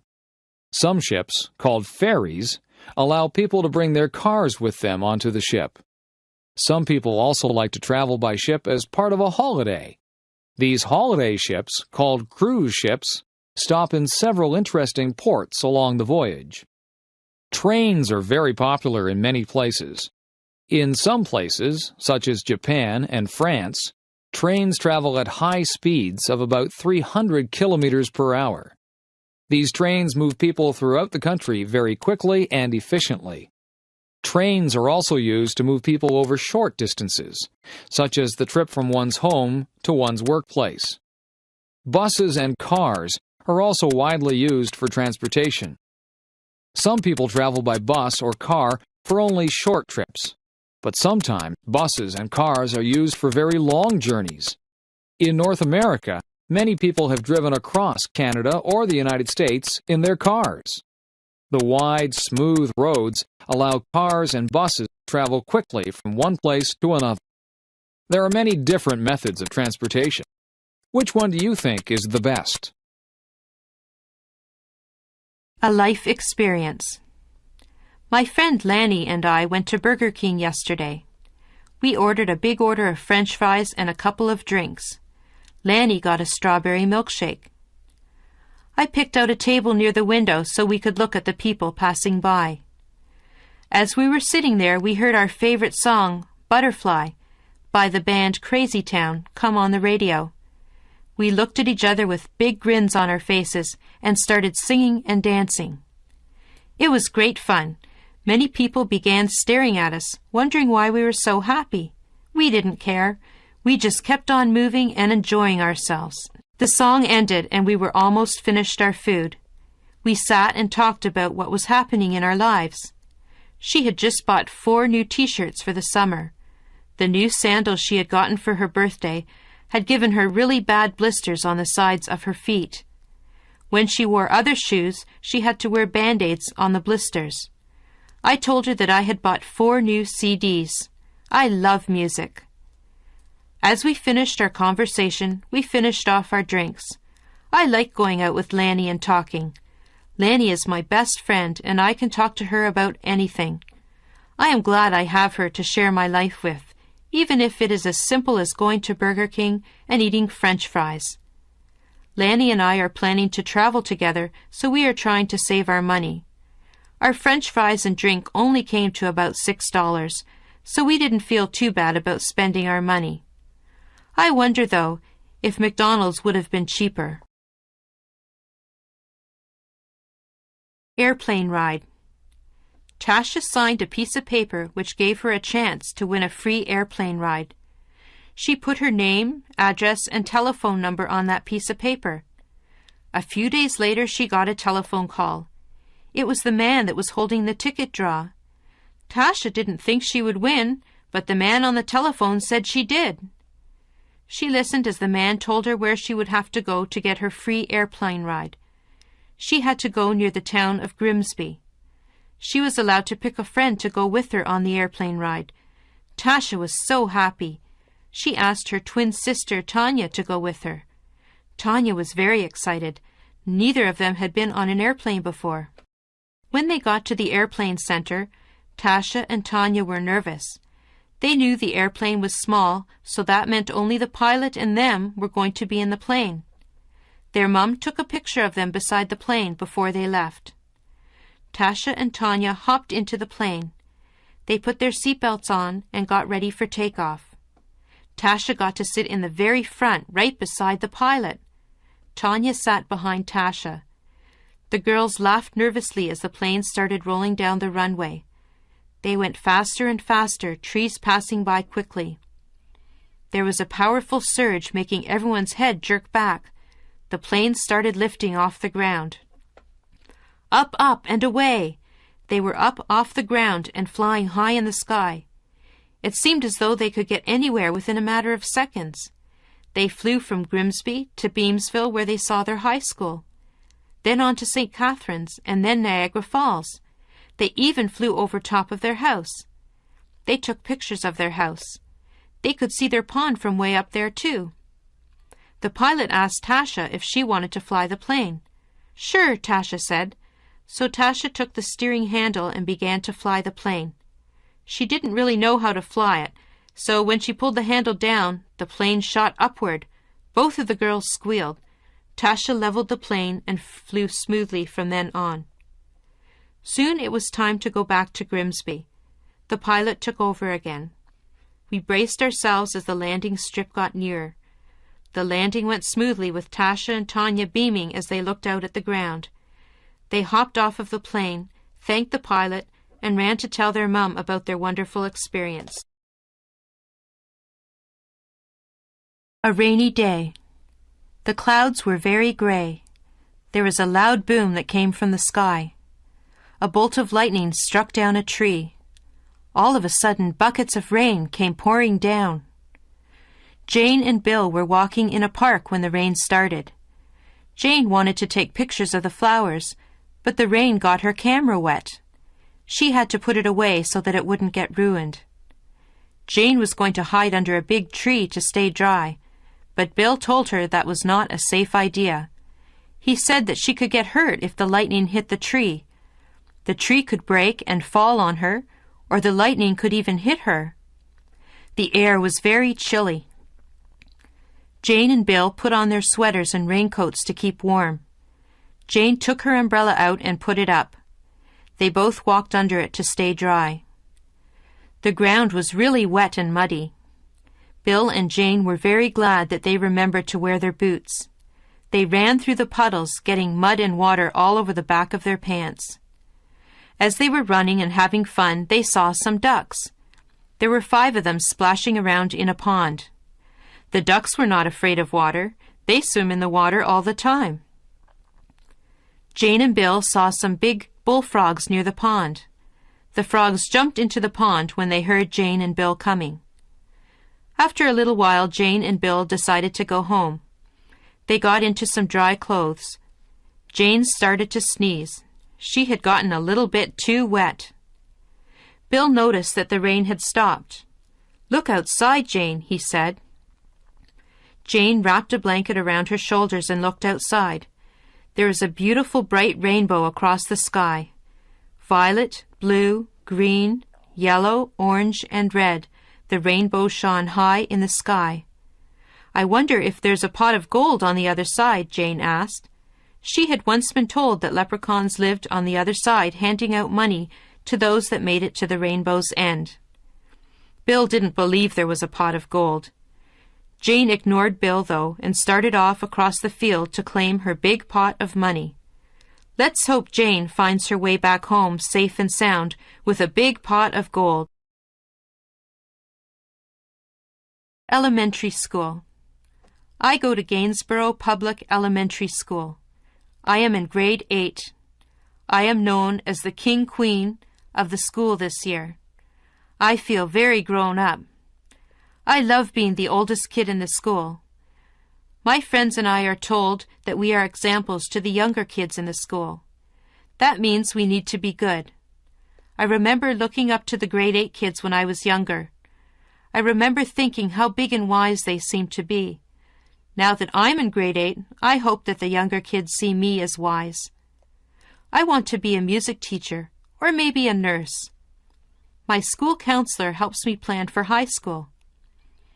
I am nervous because I know I will not feel like the king anymore. Things will be so different. I am excited because I will be meeting so many new people. I am looking forward to my graduation. I will wear a pink silky dress. My shoes are a light pink too. My date's name is Chad. He is very nice. He is a good friend. I have known Chad since I was a little girl. I know that my future will be a bright one. I will miss all of my friends, but I know we will see each other again someday. The middle child. I am the middle child of the family. I think it is nice in some ways. I have an older sister from whom I can borrow clothes from if she lets me. I get to meet my older sister's friends, although sometimes they think that I am too young to be with them. I have a younger brother. He is cute, but sometimes I have to babysit him. There are good things and bad things about being the middle child. My sister is the eldest child. She was the first child, so she spent time alone with my parents. She got lots of attention when she was first born. They took lots and lots of pictures of her. All her clothes and toys were brand new. I got her hand-me-downs. My parents were the strictest with her. They had lots of rules for her to follow. She is the first child, so they want her to be perfect. My younger brother is the baby of the family. I think that we all spoil him. We let him get away with some things that he shouldn't get away with. His room is always messy, and my mother never gets mad about that. She gets upset with me if my room is messy. She tells me that I'm old enough to keep a nice, clean room. It's no good thinking about which position you would like to hold in the family. You really don't have a choice about that. I think I like being the middle child. I can relate to my older sister and my younger brother. Yes, I think the middle is probably a good place to be. Advice to a student from a foreign country. My advice to a student from a foreign country would be to talk, talk, talk. Talk as much as you can to the people who live in the place that you are visiting. Talk to them and practice your new language skills. Learn all the funny sayings and different words that make up their language. Talking is the only way to really learn a language. Listen to people and talk to people. If you talk to people, you will also learn about their culture. I have a friend from Japan. His name is Nori. He often comes to see me just so that he can practice his English. He gets confused about words that sound the same but mean different things. He was asking me about the words see and see. I explained to him that they do sound the same, but they are spelled differently, and they mean different things. Nori is learning some of our funny sayings from different people. One morning, I asked him how he was, and he said, "Alive and kicking." Another morning, when I asked him how he was, he said, "So-so." He laughs about these strange sayings that we use. He is learning English quickly because he spends a lot of time with English-speaking people. He likes to have lunch with my friends and me because we ask him questions about his homeland, and he answers us in English. If he doesn't understand our questions, we spend time explaining what we mean to him. He says that he enjoys being here. He thinks that the people are very friendly. We enjoy speaking to him and helping him to learn English. We also enjoy learning about his country. It is enjoyable for us to meet new people and learn about new things. A ghost. One dark and gloomy night, I was sitting in my bedroom reading ghost stories.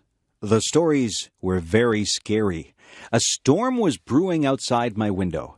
The wind began to howl, and the trees shook and bent in the wind. Lightning started to flash across the sky.